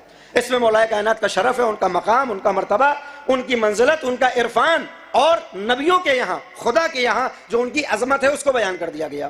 तो अब कोई ये चाहता है कि मौला को समझे, उसे ज़ियारत गदीरिया पढ़ना चाहिए तर्जुमे के साथ। दूसरा एहसान है ज़ियारत जामे कबीरा। इस ज़ियारत जामे कबीरा में 14 मासूमीन के शरफ को हमारे सामने रख दिया है, यानी इमाम का मनसब क्या होता है, इमाम का मकाम क्या होता है, इमाम की मंजिलत क्या होती है, ये ज़ियारत जामे कबीरा में बताया गया। तो अर्ज कर रहा था कि किसी मासूम का मकाम जानना हो तो आप उस मासूम की ज़ियारत पढ़ें। इमाम हुसैन क्या हैं, अगर ये आप जानना चाहते हैं तो इमाम अली मकाम की 11 ज़ियारतें हैं। आप इन ज़ियारतों को पढ़ेंगे तो इमाम का शरफ आपको समझ में आएगा। इन 11 ज़ियारतों में एक वो ज़ियारत है जिसे आप हर शब जुमा पढ़ते हैं। कौन सी ज़ियारत है? ज़ियारत वारिसा, जिसमें आपको अंबिया का वारिस करार दिया गया, पंचतन का बेटा करार दिया गया, हज़रत खदीजा का बेटा करार दिया गया। जब इन अलकाब के बाद कि आप किसके वारिस हैं, किसके बेटे हैं, आप खुद मकाम खिताब में आते हैं, इमाम हुसैन से कलाम करते हैं, तो आप क्या कहते हैं? अस्सलामु अलैका या सारल्लाह वब्न सारिह वल वित्रल मौतूर। ऐ हुसैन, तुम पर सलाम कि तुम सारुल्लाह हो और उसके बेटे हो जो खुद भी सारुल्लाह था। अरबी में सार कहते हैं खून को। हुसैन खुदा का खून है और उसका बेटा है जो खुद भी खून खुदा है। मौला कायनात को जैसे यदुल्लाह कहा जाता है, लसानुल्लाह कहा जाता है, वजहुल्लाह कहा जाता है, उसी तरह से अली को सारुल्लाह भी कहा जाता है कि खून खुदा का नाम है अली। और इस मामले में अली और हुसैन मुश्तरक हैं, मौला कायनात भी सारुल्लाह और हुसैन भी सारुल्लाह। मगर इसके बाद जो मुजाफ मुजाफ इलैह इस्तेमाल हुआ, ये तरकीब इस्तेमाल हुई जो नीम जुमला है, इसमें क्या कहते हैं? और ए हुसैन, तुम पर सलाम कि तुम वित्र मौतूर हो। आज मुतवज्जो हो आप, वित्र मौतूर। अब ये वित्र मौतूर क्या है? देखिए, गिनतियों में अरबी में वित्र कहते हैं सिंगल को, जैसे शफ कहते हैं डबल को। इस शफ से आप वाबस्ता हैं। हर रात जब आप नमाज शफ पढ़ते हैं ना, 8 रकत नमाज शफ के बाद नियत करते हैं 2 रकत नमाज पढ़ता हूं मैं नमाज शफ। बहुत से लोग नियत कर जाते हैं नमाज शफा। नहीं, ये शफा नहीं है। शफा का इमला है शीन फे अलिफ और इसकी नियत करनी है शीन फे आयन। फर्क क्या है? शफा यानी मुआलजा, शफ यानी डबल। हम नियत करते हैं परवरदिगार ये 2 रकती नमाज, ये दोगाना, ये 2 रकतें मैं खुसूसी तौर पर अंजाम दे रहा हूं, जिसे नमाज शफ का नाम दिया गया। खुसूसी क्यों है? क्योंकि 2 रकती है मगर कुनूत नहीं है। गौर फरमा रहे? जब ये 2 रकत नमाज शफ तमाम होती है तो नियत क्या करते हैं? नमाज पढ़ता हूं मैं 1 रकत नमाजे वित्र। अरबी में शफ कहते हैं डबल को, काश पता बच्चे हो आप, और वित्र कहते हैं सिंगल को। आइए तर्जुमा करें। अस्सलामु अलैका या सारल्लाही वब्न सारिह। ऐ हुसैन, तुम पर सलाम कि तुम भी खून खुदा, तुम्हारे बाबा भी खून खुदा, लेकिन वल वित्रल मौतूर, तुम ऐसे अकेले हो, तुम ऐसे अनोखे हो कि परवरदिगार ने तुम्हारे जैसा कोई बनाया ही नहीं। सलावत भेजे बर मोहम्मद वाले। तुम वित्र मौतूर हो, खुदा सलामत रखे। वित्र यानी एक मौतूर जिसे दोहराया न गया हो, यानी हुसैन की शख्सियत कायनात में इस्तिस्नाई है। न हुसैन से पहले कोई हुसैन जैसा है, न हुसैन के बाद कोई हुसैन जैसा है। अच्छा, जब हुसैन अनोखे हो गए, मुस्तस्ना हो गए, तो करीम खानवादे की करामत का तकाजा ये होता है कि उनके यहाँ बुखल नहीं होता। क्या हो आप? करामत का तकाजा यह है कि वहां बुखल नहीं होता, यानी अल्लाह उन्हें जो अता करता है वो दूसरों को भी अता करते हैं। हुसैन करीम खानवादे के एक नमूने हैं। काश तवज्जो हो आप, एक नमूना है इस खानवादे करामत का हुसैन। जब अल्लाह ने हुसैन को अनोखा बनाया तो हुसैन की करामत का तकाजा यह था कि हुसैन ने कहा कि अब मेरा वादा यह है कि कयामत तक जो जो मुझसे मंसूब हो जाएगा मैं उसे भी अपनी तरह अनोखा बना दूंगा। जैसे हुसैन अनोखे हैं, उनसे जो मंसूब हो जाएगा अनोखा बना दूंगा। अब कैसे अनोखा बनाया जाता है? देखिए, इत्तेफाक यह है कि माशाल्लाह यहाँ पर एक मेंबर का इंतजाम है। हम सब के सब एक मजलिस जरूर करते हैं अपने घरों में, है ना? तो हर घर में तो मेंबर नहीं होता, तो अब क्या करते हैं आप? अपनी उन 6 कुर्सियों में से एक कुर्सी अलग करते हैं। देखिए, ये सेट आप लेकर आए थे 20,000 का, 24,000 का मिसाल के तौर पर। 6 कुर्सियां हैं इसकी, एक कुर्सी की कीमत 3-4 हज़ार रुपए, है ना? हर कुर्सी की कीमत भी एक है, जिनसियत भी एक है, कैफियत भी एक है, काश तवज्जो हो आप, अर्जिश भी एक है। उन 6 में से आपने एक को निकाला क्योंकि मजलिस होनी है, उसके ऊपर एक कपड़ा डाला, वही कपड़ा जो रोज इस्तेमाल करते हैं, जिसकी कीमत भी बहुत ज्यादा नहीं होती। लेकिन जैसे ही उन 6 में से एक कुर्सी हुसैन की मजलिस के लिए मखसूस होकर मिंबर बनी, तो 5 उसी जैसी हैं, ये छठी है उनमें से। मगर फर्क ये हो गया कि जब ये हुसैन से मंसूब हुई तो उन 5 पर बैठा गया तो झाड़ कर बैठा गया, मगर इस पर बैठे तो चूम कर बैठे, क्योंकि हुसैन से मंसूब हुई। इसे अनोखा बनाया। अच्छा, जो अनोखा हो वो शाज होता है, जो शाज हो वो नादिर होता है, जो नादिर हो वो बेशकीमत होता है। काश मुतवज्जो हो आप। अब ये वही 4000 की कुर्सी जो मेंबर बनी, इसके मुकाबले में 1 लाख का सोफा रखा हुआ था। आपसे कहा गया बिस्मिल्लाह बैठिए, 1 लाख के सोफे पर बैठे तो आपने पहले उसे झाड़ा और फिर बैठे। मगर इस 4000 की कुर्सी पर मरजाए वक्त भी आया तो पहले हाथ रखा, नादे अली पढ़ी, आंखों से लगाया, तब बैठा। कसा वो 1 लाख का है, ये 4000 का है। का नहीं, ये 4000 की नहीं रही, हुसैन से मंसूब हुई तो वित्र मौतूर बन गई। सलावत भेजे बर मोहम्मद वाले। जब हुसैन मखसूस हैं, जब हुसैन मुस्तस्ना है, जब हुसैन, मैं आपको नारे लगाने का मौका देता, अगर मेरे वादे के वक्त में मेंबर दे दिया गया होता, मुझसे कहा गया था 9 बजे आपको मेंबर मिलेगा, मुझे अभी 11 बजे ज़ैतपुर में मजलिस पढ़नी है। अपने फजाइल नहीं पढ़ना, सिर्फ अपनी मुश्किल बता रहा हूँ। इस मजलिस को पढ़ के जाऊंगा ज़ैतपुर, फिर मजलिस पढ़ूंगा, वापस आऊंगा, तो इसलिए नारे लगाने का मौका नहीं मिल रहा है। आपकी नीयत का सवाब आपको मिलता रहेगा। मिलजुल कर सलावत भेजते हो। तो ये कुर्सी हो गई मखसूस, ये हो गई मुस्तस्ना, ये हो गई वित्र मौतूर। अच्छा, ये तो बात हुई कुर्सी की, वहां आलिम बैठा है, बयान जो मंसूब हो जाए। अब आपने मजलिस करनी है ना, तो फर्श आज़ा भी बिछाना है। वही चादर भाई यहाँ पर स्पेशल है ना, ये चादर अलग से। मगर जब हम अपने घरों में मजलिस करते हैं साल में तो अलग से तो नहीं होती। वही चादर जो रोजाना इस्तेमाल हो रही है, वही दरी जो रोजाना इस्तेमाल हो रही है, वही कालीन जो आमतौर पर इस्तेमाल हो रही है। मजलिस के दिन आपने उसी दरी को उठाया, उसी कालीन को उठाया, उसी चादर को उठाया, हुसैन की मजलिस के लिए लाकर बिछाया। हुसैन ने कहा मैं वित्र मौतूर हूं ना, मैं अनोखा हूं, जो मुझसे मंसूब हो जाए मैं उसे अनोखा बनाता हूं।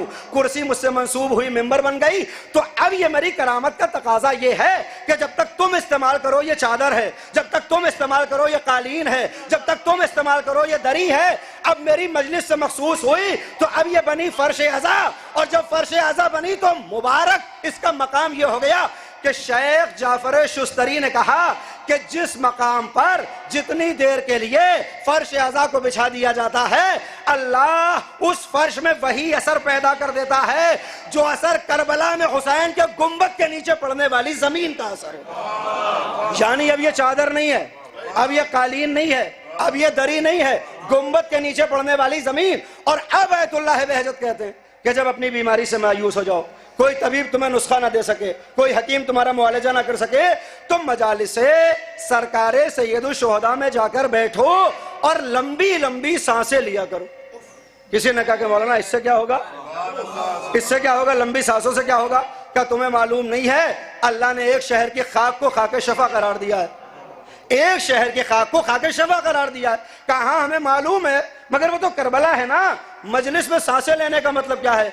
आपने जवाब दिया जितनी देर के लिए मजलिस होती रहती है वो फर्श जमीन करबला बनता है। जैसे खाके करबला में शफा है वैसे फर्श अज़ा में शफा रखी गई, लिहाजा लंबी सांसें लो कि मुआलजा हो जाए। अब बात आई खाक की। देखिए ये 14 के 14 बराबर हैं, मंजिलत एक जैसी है, शरफ एक जैसा है, मकाम एक जैसा है ना, अल्लाह की निगाह में रुतबा एक जैसा है। लेकिन आप पैगंबर की कब्र की मिट्टी ले आएं और किसी मरीज की जबान पर रख दें, शफा तो मिलने ही वाली नहीं है, गुनाह अलग से हो जाएगा। इसलिए कि फुकाहा ने कहा है कि मिट्टी खाना हराम है। अगर पैगंबर की कब्र की भी मिट्टी हो तो खाने की इजाजत नहीं है। अली अबुल अइम्मा हैं, इमामुल अइम्मा हैं, नजफ के रोजे से आपके ताल्लुकात हो जाएं और वहां गुबार जमा किया जा रहा हो, आप मौलाए कायनात की असल कब्र से मिट्टी ले आए, हिंदुस्तान आए, कोई मरीज हो जाए, आप ये मिट्टी कहेंगे सामने अली की कब्र से लाया और आप मरीज की। शरीयत का हुक्म यह है कि शफा मिलना तो दूर है, ये कार्य हराम है। हाँ तवज्जो आप, ये 14 के 14 शरफ में बराबर, मकाम में बराबर, मगर ये शरफ सिर्फ हुसैन को मिला वित्र मौतूर होने की वजह से कि इन 14 में किसी की कब्र की मिट्टी को खाने की इजाजत नहीं है। मगर न सिर्फ ये कि हुसैन की कब्र की मिट्टी को खाने की इजाजत मिली, बल्कि कहा गया कि इसमें शफा को मुज़मर किया गया। मेरे और आपके जैसे गुनहगारों के लिए नहीं, इमाम हादी मरीज हुए, अबू हाशिम जाफरी को बुलाया, कहा हमारी तरफ से करबला जाओ, 1000 दिरहम हवाले किए, जब करबला जाओगे तो वापसी में हुसैन की कब्र से मिट्टी ले आना। अबू हाशिम ने कहा कि मौला उसका क्या करेंगे? कहा इसलिए कि मरज बढ़ा हुआ है, तबीब कोई फायदा नहीं पहुंचा रहे, और अब इस मरज को अगर कोई मुआलिज मिल सकता है तो वो हमारे जद हुसैन की कब्र की खाक होगी। इन्हें बड़ा ताज्जुब हुआ, कहा मौला इतनी दूर जाने की जरूरत क्या है, इजाजत दीजिए खाके पैगंबर ले आऊं, खाके अली ले आऊं, ये इतनी दूर करबला जाने की जरूरत क्या है?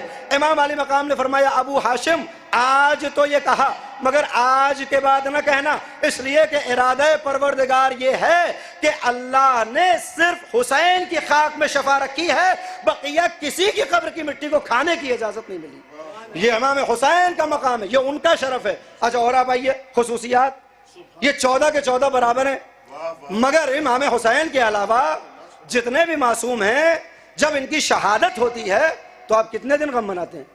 शब शहादत, रोज़े शहादत, बात तमाम हो जाती है। पैगंबर इस्लाम जो असल है ये सब उनके नायब हैं, पैगंबर की भी वफात ये शहादत हो तो या आप शब शहादत ताबूत उठाएंगे या रोज़े शहादत, बात तमाम हो जाती है। काश मुतवज्जो हुआ, मौलाए कायनात की शहादत का मौका है, कितने दिन गम मनाते हैं? 3 दिन, गम खत्म हो जाता है। इमाम हसन जो बिल्कुल हुसैन के बराबर है, अल हसन वल हुसैन इमामान कामा औकादा, ये दोनों तुम्हारे इमाम हैं, खड़े होकर क़याम करें तब भी इमाम है, सुल कर रहे हो बैठ जाएं तो भी ये इमाम है। ये दोनों सैयदा शबाब अहलिल जन्ना, जन्नत के जवानों के सरदार, मकाम में दोनों बराबर हैं। मगर मुझे ईमानदारी से बताएं, इमाम हसन की शहादत पर कितने रोज़ गम मनाते हैं? या शब शहादत या रोज़े शहादत, बात तमाम हो जाती है। इमाम सादिक का गम कब होता है? या शब शहादत या रोज़े शहादत।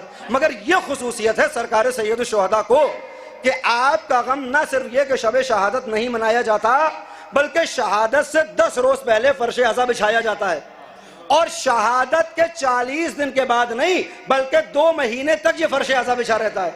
ये खुसूसियत सिर्फ और सिर्फ सरकार सैयद शुहदा को है। लिहाजा जब आप चेहलुम की रवायतें ढूंढेंगे तो ना मुस्तफ़ा का चेहलुम नजर आएगा, ना मुर्तज़ा का चेहलुम नजर आएगा, ना हसन का चेहलुम नजर आएगा, ना जाफर सादिक का चेहलुम नजर आएगा। मगर हुसैन के चेहलुम का अजब अंदाज है कि इमाम याज़दहुम ने कहा कि अगर मोमिन को पहचानना हो तो 5 अलामतें हैं। आज मुतवज्जो हो आप, 5 अलामतें हैं जिनमें 2 का ताल्लुक हुसैन से है, 2 का ताल्लुक हुसैन से है। इमाम ने फरमाया अलामातुल मोमिन अल खम्स, मोमिन की 5 अलामतें, अस्सलातु इहदा व खमसीन, पहली अलामत यह है कि वो 51 रकत नमाज पढ़ता होगा, पहली ही बॉल पर क्लीन बोल्ड, ये मोमिन की पहली अलामत है कि 51 रकत नमाज पढ़ता होगा। अच्छा आप रंजीदा ना हो, वो तखत्तुम बिल यमीन, दूसरी अलामत यह है कि उसके दाएं हाथ में अंगूठी होती होगी। अब तो खुश हो जाए ना, दाएं हाथ में। अच्छा मैं सोचा करता था कि मोमिन का अंगूठी से क्या ताल्लुक है भाई, अंगूठी होना ये मोमिन की निशानी कैसे, सोचा करता था। और इसीलिए कहता हूं मैं कि हम बड़ी खुशकिस्मत कौम हैं और नस्ल हैं कि हमने बहुत सी चीज़ों को अपनी आंखों से देख लिया कि जो हमारे अजदाद सिर्फ किताबों में पढ़कर चले गए। हम आखिरुज़ ज़मान में है ना, तो बहुत सी चीज़ों को हमने अपनी आंखों से देखा है। मैं और फरमा रहे हैं, ये दूसरी अलामत। आप ना डरें, डरना सिर्फ अबूजर भाई को चाहिए। एक और मिलकर सलावत भेजे वर मोहम्मद वाले। हाँ नहीं होती हैं, मुश्किलें होती हैं, मैं भी उससे गुजरता हूँ, लिहाजा इनको हक है। बहुत से लोग इनके खिलाफ प्रोपेगेंडा भी करते हैं कि साहब ये दुश्मन है, ये चुप करा देते हैं। तो ऐसा नहीं है, आपको कुछ असबाब होते हैं, कुछ वजूहात होती हैं, बहरहाल वो छुप ही रहे, बात जिसको नहीं मालूम है वो ना ही मालूम हो।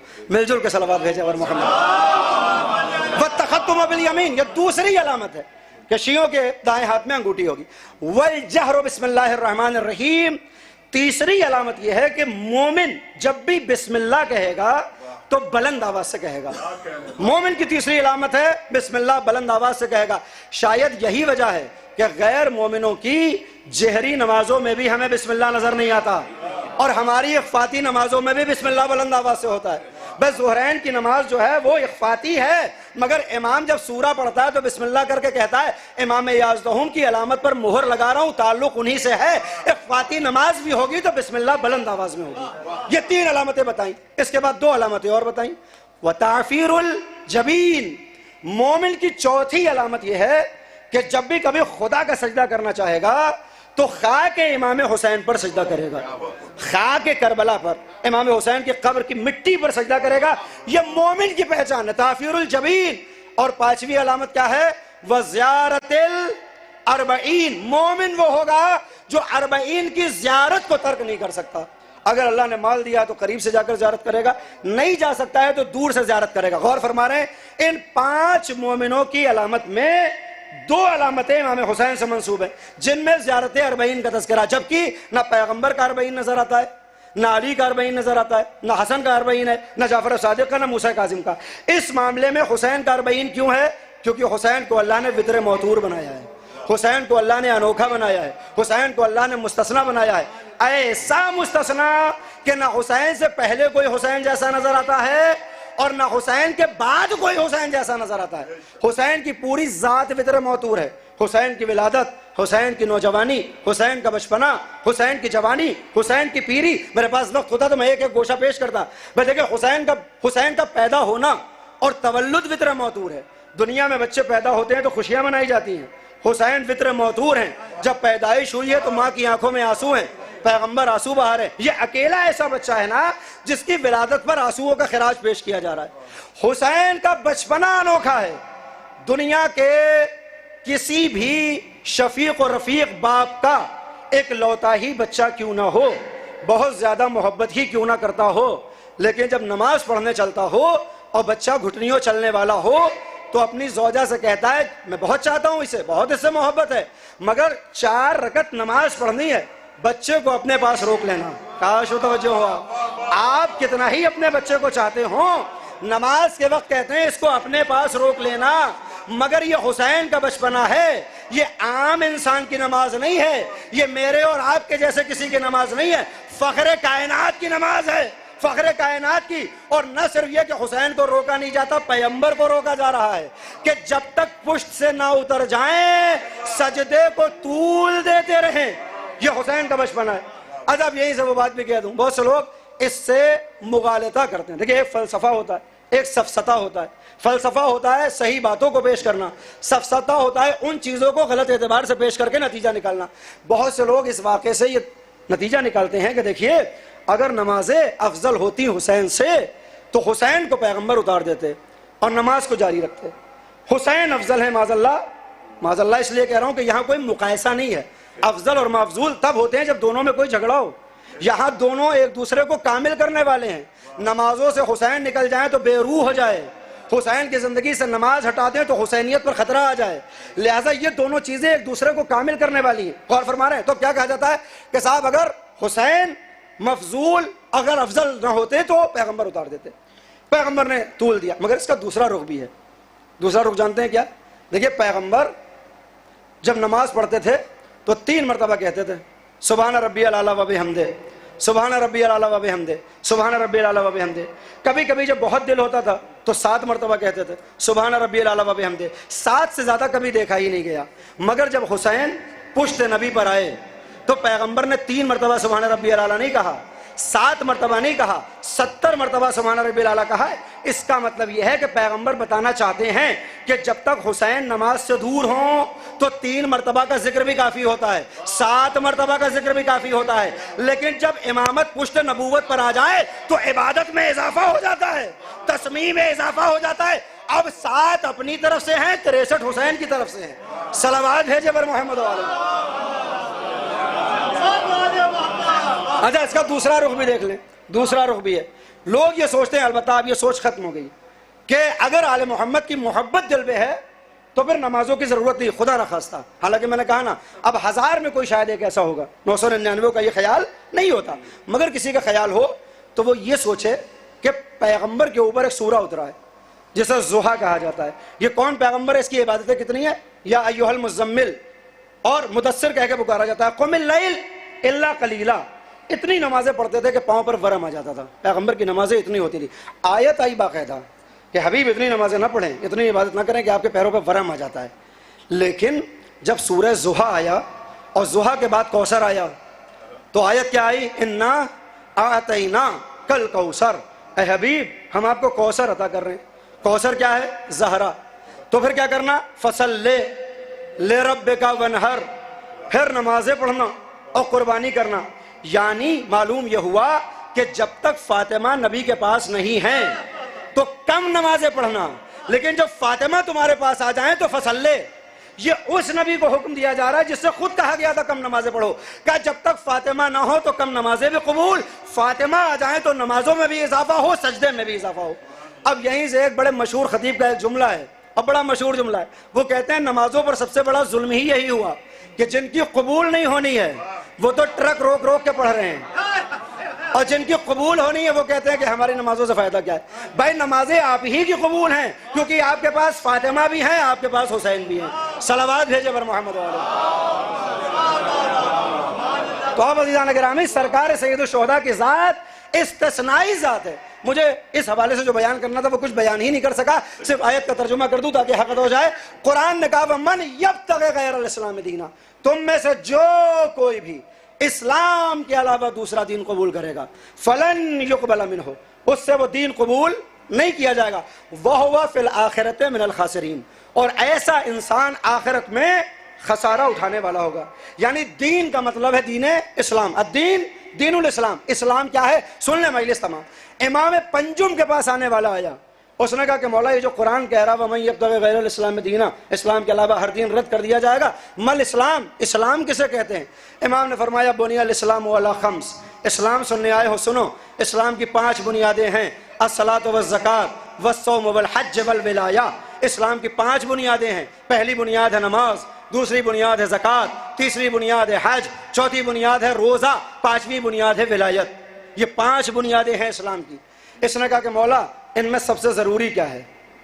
सबसे ज़रूरी क्या है? भाई एक छत पड़ी हो, 5 पिलर हों उसके, और इंजीनियर वहीं पर आ जाए तो आप पूछें उससे कि भाई ये 5 तो हैं, छत 5 पे रुकी है, मगर इनमें सबसे ज़रूरी वाला कौन सा है कि वो हट जाए तो छत कमज़ोर हो जाएगी।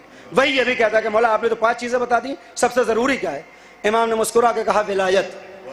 इन 5 में सबसे ज़रूरी विलायत। इसे वैसे ही ताज्जुब हुआ जैसे आपको हो रहा है कि मौला नमाज़ें अल्लाह की, उनकी कोई अहमियत नहीं, रोज़ा खुदा के लिए, उसकी कोई अहमियत नहीं, हज में इंसान पैसे खर्च कर रहा है, सहमतें उठा रहा है, कोई अहमियत नहीं, ज़कात में माल खर्च कर रहा है, कोई अहमियत नहीं, विलायत चूंकि आपके दादा की है अहम हो गई। इमाम ने कहा कि मैंने ये कब कहा कि ज़रूरत नहीं है, मैं तो इन 5 में बता रहा हूँ सबसे ज़रूरी है। काश बताओ हाँ क्या मौला इसका मतलब क्या है? कि नमाजों की ज़रूरत है कि अगर ये कबूल ना हुई तो कोई अमल कबूल नहीं होगा। देखिए मजलिस अमल है, तबर्रुक बांटना अमल है, मरसिया खानी अमल है, नोहा खानी अमल है, तकरीर अमल है, अलम का सजाना अलम है, ताबूत उठाना अमल है, ताजिया उठाना अमल है। ये सब अमल है, जिस बुनियाद पर करते हैं वो अकीदा, मगर ये सारे हैं अमाल। ये कब कबूल होंगे? इन क़बिलत क़बिला मा से वहा, जब नमाज कबूल होगी तो ये अमाल कबूल होंगे। इमाम ने फरमाया बहुत ज़रूरी है नमाज, लेकिन सुन नमाज मशरूत है। मशरूत का मौला इसका मतलब क्या है? कि नमाज का कानून बदलता है। नमाज कभी हाफ होती है और कभी माफ होती है ना? सफर पर गए आप, 4 रकत हाफ हो गई, 2 रकत हो गई, जोहर 2 रकत हो गई, असर 2 रकत हो गई, इशा 2 रकत हो गई, नमाज हाफ हो जाती है सफर में। कभी माफ हो जाती है। कब माफ कब हुई? का खवातीन से खास दिनों में ये नमाज माफ हो गई। सबसे अहम है, मगर कानून बदला। रोजा बहुत अहम है, एक छोड़े तो 61 रखना पड़ेंगे, मगर इसका कानून साबित नहीं है। 29 दिन तक रोजा रखा गया, चांद निकल आया, आप पड़ गए, रोजे तो 30 रखेंगे, चांद निकलता है तो निकले। आपने ईद के दिन रोजा रख लिया, वैसे ही भूखे हैं जैसे कल थे, वैसे ही प्यासे हैं जैसे कल थे। कल भी खुदा के लिए थे, कुर्बतन इलल्लाह थे, आज भी खुदा के लिए हैं, कुर्बतन इलल्लाह। शरीयत ने हुक्म दिया कि आज का रोजा हराम है, कल तक ना रखते तो हराम, आज रखा तो हराम। तो रोजा बहुत अहम है, मगर कभी वाजिब होगा, कभी हराम हो जाएगा। नमाज बहुत अहम, कभी हाफ होगी, कभी माफ होगी। हज बहुत अहम, मगर हर कोई थोड़ी करेगा।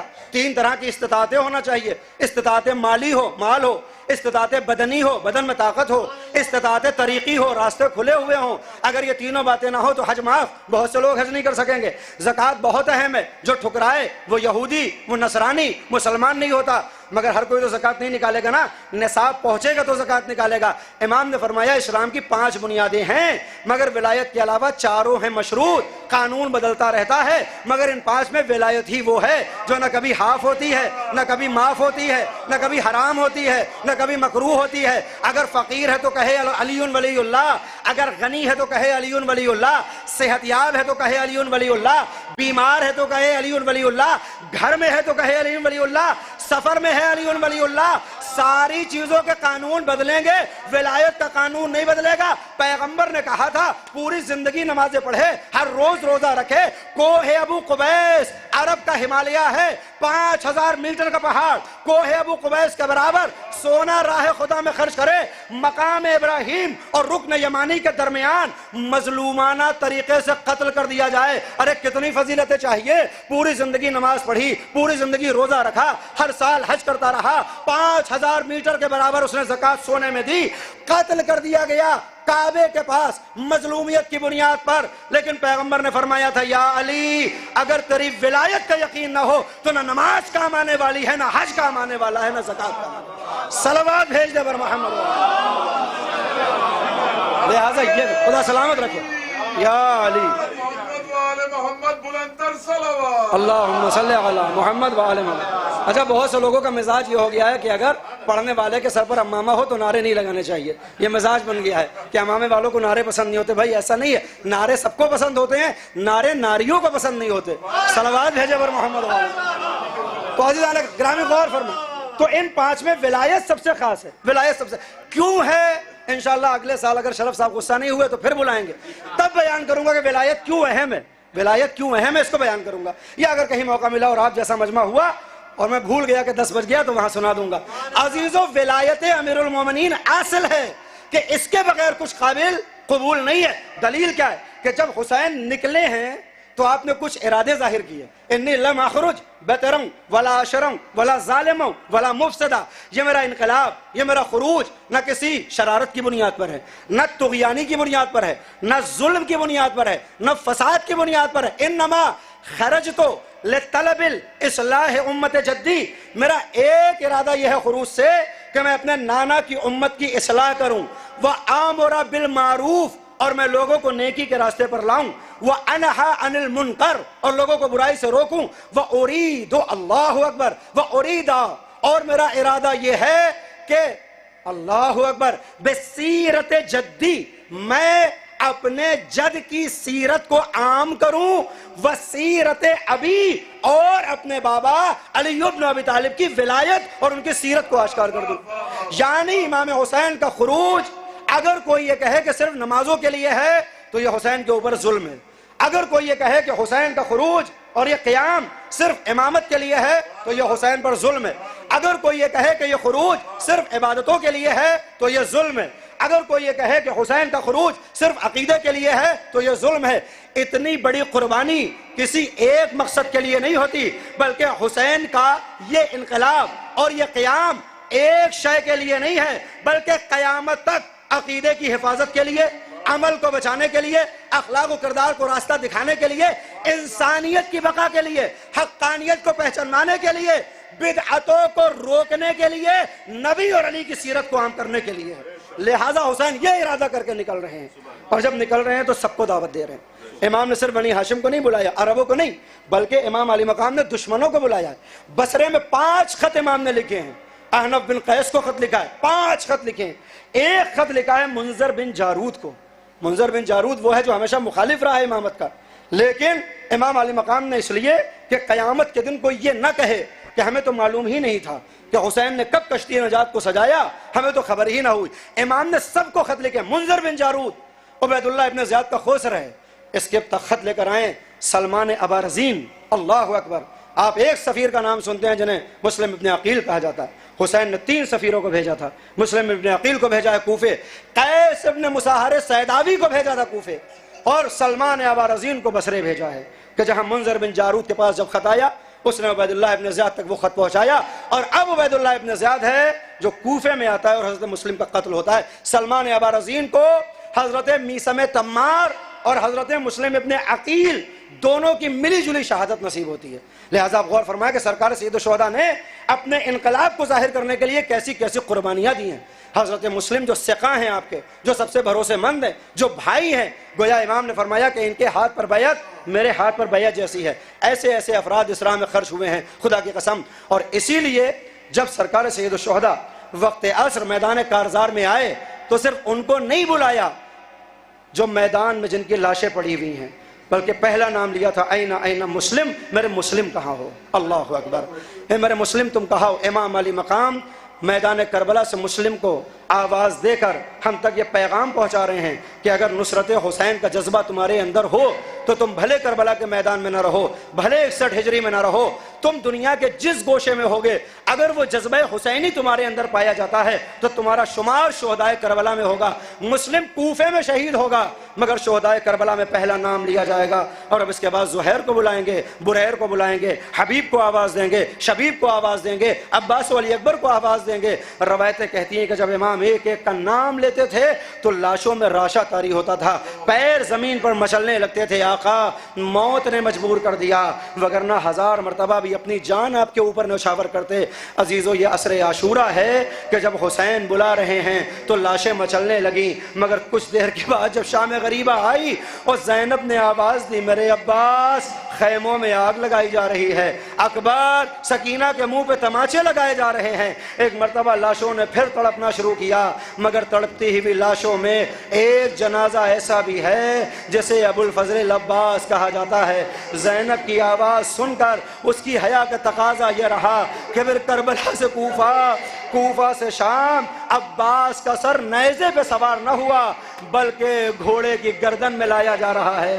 किसी ने पूछा कि जब सबके सर नौ के नेज़ा पर बुलंद हैं, सर को भी नौ के नेज़ा पर बुलंद किया जाता है, मगर बुलंदी से इसकी निगाहें कभी ज़ैनब के सर पर पड़ती है, कभी सकीना के लाल रुखसारों पर पड़ती हैं। ये बेचैन हो जाता है, सर नेज़े से उतरता है। अल्लाह अकबर, आप मुतवज्जे गिरिया हैं। मैंने अपनी मजलिस को तमाम किया।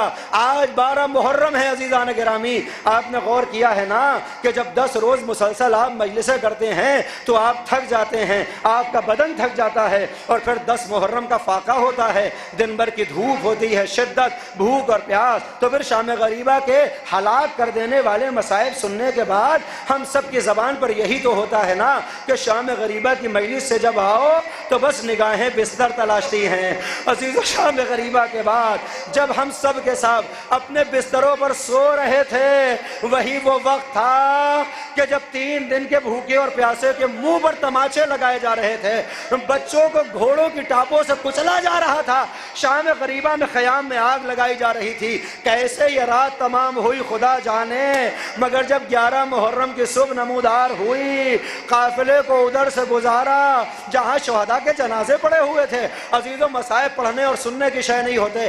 तसव्वुर करें मजलिस तमाम, हमारे घरों में किसी की मौत हो जाए ना तो घर में अगर छोटे छोटे बच्चे हों तो हम उन्हें रिश्तेदारों में पहुंचा देते हैं कि ये बच्चा है ना, इसका दिल नर्म है, अगर बार बार मैयत पर निगाहें जाएंगी तो इसका दिल मुज़महिल हो जाएगा। अरे हम अपने बच्चों को अजीज व अकरबा में भेजते हैं, मगर ये पहला जुल्म 11 मुहर्रम को है। सुकैना को उधर से गुजारा जहां अब्बास के शाने, अकबर का कलेजा, कासिम की पामाल मैयत, हुसैन का कुचला हुआ बदन है। और अब ज़ैनुल आबिदीन ने जो बाप के पामाल बदन को देखा, चेहरे का रंग मुतगय्यर हुआ। ज़ैनब ने अपने को नाके से गिराया, ए मेरे लाल, आलम गुर्बत में क्या तुम भी साथ छोड़ दोगे? अजरुकुम अल्लाह। ज़ैनुल आबिदीन ज़ैनब की तरफ मुतवज्जे हुए, और जानते हैं मुतवज्जे क्यों हुए? इसलिए कि जब कोई बुलंदी से गिरता है, आखिरी मुसीबत ज़हमत तमाम, जब कोई बुलंदी से गिरता है ना तो सबसे पहले अपने हाथों का सहारा लेता है। मगर हाय मैदान करबला, रोज़े आशूरा, जब अब्बास घोड़े से जमीन पर आए, शाने कलम हो चुके थे, अल्लाह जाने कैसे जमीन पर आए होंगे। और 11 मुहर्रम को ज़ैनब अपने को नाके से गिराती है, मगर हाथ तो फंसे, गर्दन बंधे थे, अल्लाह जाने ज़ैनब कैसे जमीन पर आई। ज़ैनुल आबिदीन मुतवज्जे ज़ैनब हुए, मगर ज़ैनब ने भाई की मैयत को देखा, मदीने का रुख किया। अय्युहन नबी सल्लल्लाहु अलैहि मलीकुस समा हाज़ल हुसैन बिल अरा मुरम्मिलुन बिद्दमा मुक़त्तिउल आज़ा। ए मेरे नाना मुस्तफ़ा, तुम्हारी नमाज तो फरिश्तों ने पढ़ी है, आओ जरा मजलूम करबला को देखो जो अपने खून में नहाया, जिसके आज़ा को काटा गया। जवाब आया, हुसैन का इम्तिहान तमाम, अब करबला से कूफा, कूफा से शाम की मंजिलें होंगी, तुम्हारी आजमाइश होगी। ज़ैनुल आबिदीन का इम्तिहान। वसयअलमुल्लज़ीना ज़लमू अय्यमुनक़लिबि यनक़लिबून इन्ना लिल्लाहि व इन्ना इलैहि राजिऊन। रज़म क़ज़ाइही व तस्लीमन लिअम्रिहि सल्लल्लाहु अलल बाक़ीना अलल हुसैन, सल्लल्लाहु अलल बाक़ीना अलल हुसैन। सल्लल्लाहु अलल बाकीन अलल हुसैन अल्लाहुम्मा अज्जल वलियकल फरज अल्लाहुम्मा अज्जल वलियकल फरज अल्लाहुम्मा अज्जल वलियकल फरज वल आफियत वन नस्र मातम हुसैन।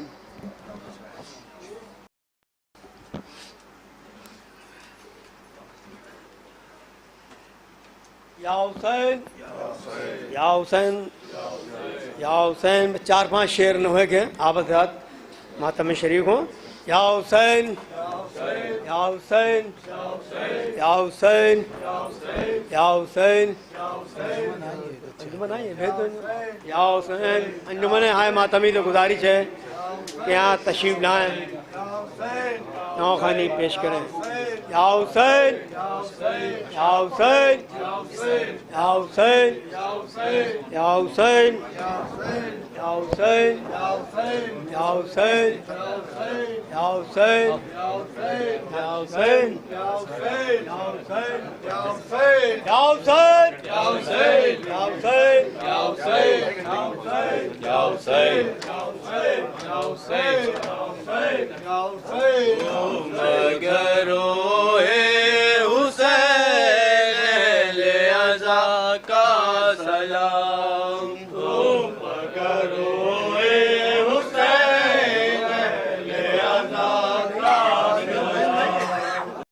मगर हुसैन ले अज़ा का सलाम मगर हुसैन ले अज़ा का सलाम मगर माँ से कहती थी सकीना मेरे बाबा ना रहे। माँ से कहती थी सकीना मेरे बाबा ना रहे। माँ से कहती थी सकीना मेरे बाबा ना रहे। माँ से कहती थी सकीना मेरे बाबा ना रहे। रास्ता देखूं मैं किसका मेरे बाबा ना रहे। माँ से कहती थी सकीना मेरे बाबा ना रहे। बालिया छीन लिया मान रसन से गर्दन बालिया छीन लिया बान रसन से गर्दन। अब तो आजाद है दुनिया मेरे बाबा ना रहे। माँ से कहती थी सकीना मेरे बाबा ना रहे। इस तरह चाहे सता ले मुझे दुनिया वाले। इस तरह चाहे सता ले मुझे दुनिया वाले। अब ज़माने से गिला क्या मेरे बाबा ना रहे। माँ से कहती थी सकीना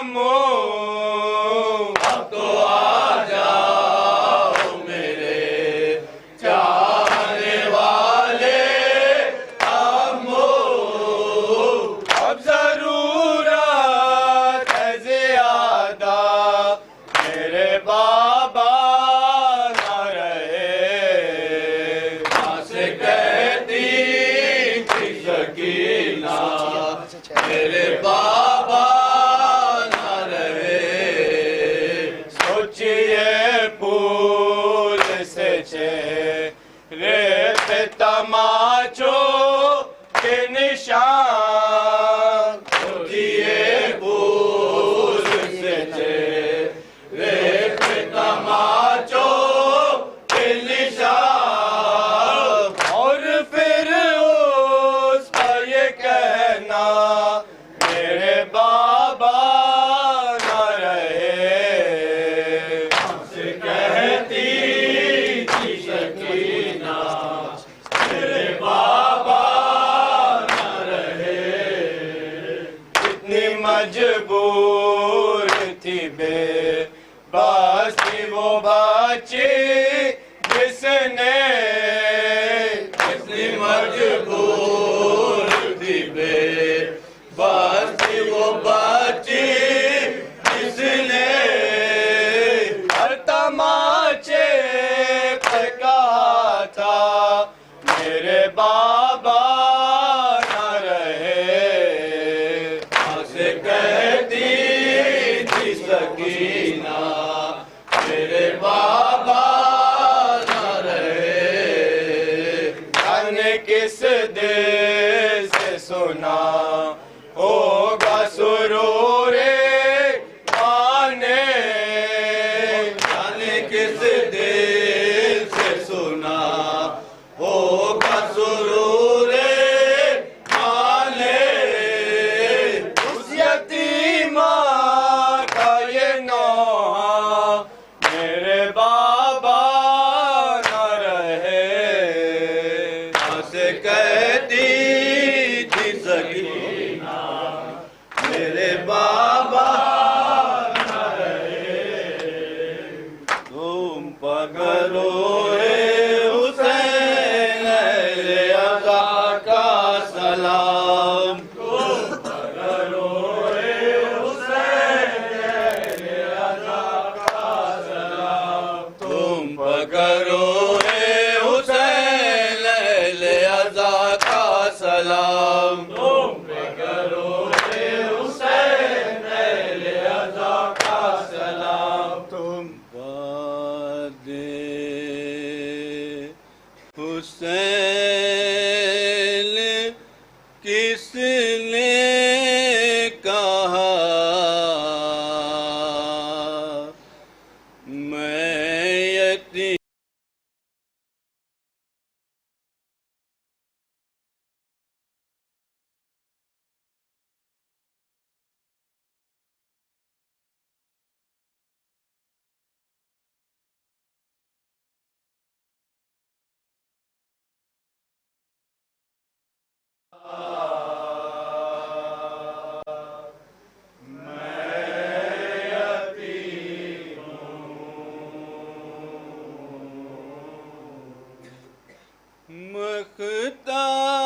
मख्तार से आ रही है सदा, मैं यतीम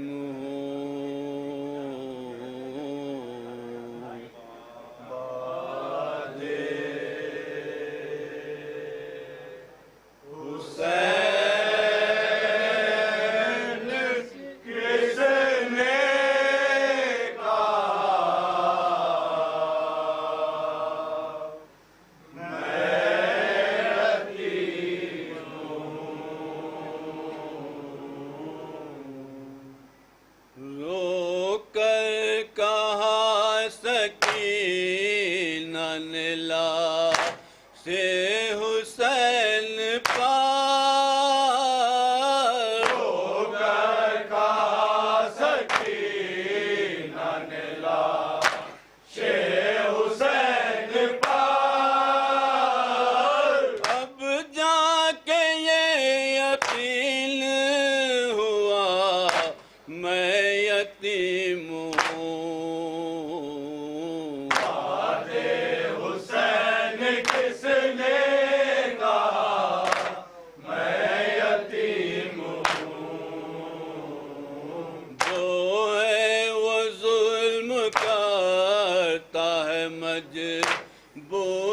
जानकार, जो है वो जुल्म करता है मजबूर जानकार। शायद यही है मेरी खता, मैं यतीम हूँ। आगे हुसैन किसने कहा, मैं यतीम हूँ। बोली सकीना सिमर से कानों पे रखे हाथ, बोली सकीना सिमर से कानों पे रखे हाथ। गौर न छीन बहरे खुदा, मैं यतीम हूँ। आगे हुसैन किसने कहा, मैं यतीम हूँ। दामन फटा हुआ है गरे बाल चाक है, दामन फटा हुआ है गरे बाल चाक है। एक जमीन कर बो बला, मैं यतीम हूँ। आगे हुसैन किसने कहा, मैं यतीम हूँ। हंसना तो दूर रोल भी देता नहीं कोई, हंसना तो दूर रोल भी देता नहीं कोई। कुछ इख्तियार ही ना रहा, मैं यतीम हूँ। आगे हुसैन किसने कहा, मैं यतीम हूँ। फिर देखती हूँ कौन तमाचे लगाएगा, फिर देखती हूँ कौन तमाचे लगाएगा। अब मुझसे कोई कह दे जरा, मैं यतीम हूँ। आगे हुसैन किसने कहा, मैं यतीम हूँ। मैं अपने आंसुओं से बुझा लूंगी अपनी प्यास, मैं अपने आंसुओं से बुझा लूंगी अपनी प्यास। दरिया से लौट आओ चचा, मैं यतीम हूँ। आगे हुसैन किसने कहा, मैं यतीम हूँ। सरक दिया सकीना ने ज़ैनब की गोद में, सरक दिया सकीना ने ज़ैनब की गोद में। रखना भूपी ख्याल मेरा, मैं यतीम हूँ। आगे हुसैन किसने कहा, मैं यतीम हूँ। मक्तल से सूहे शाम ये कहती हुई चली, मक्तल से सूहे शाम ये कहती हुए चले। बाबा मेरा शहीद हुआ, मैं यतीम हूँ। आगे हुसैन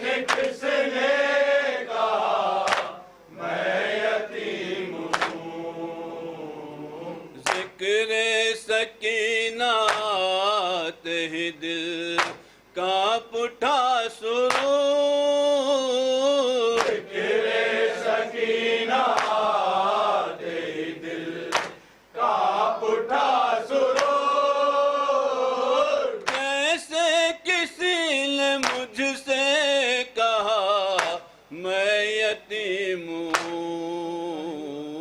आदे हुसैन किसने कहा मैं यतीम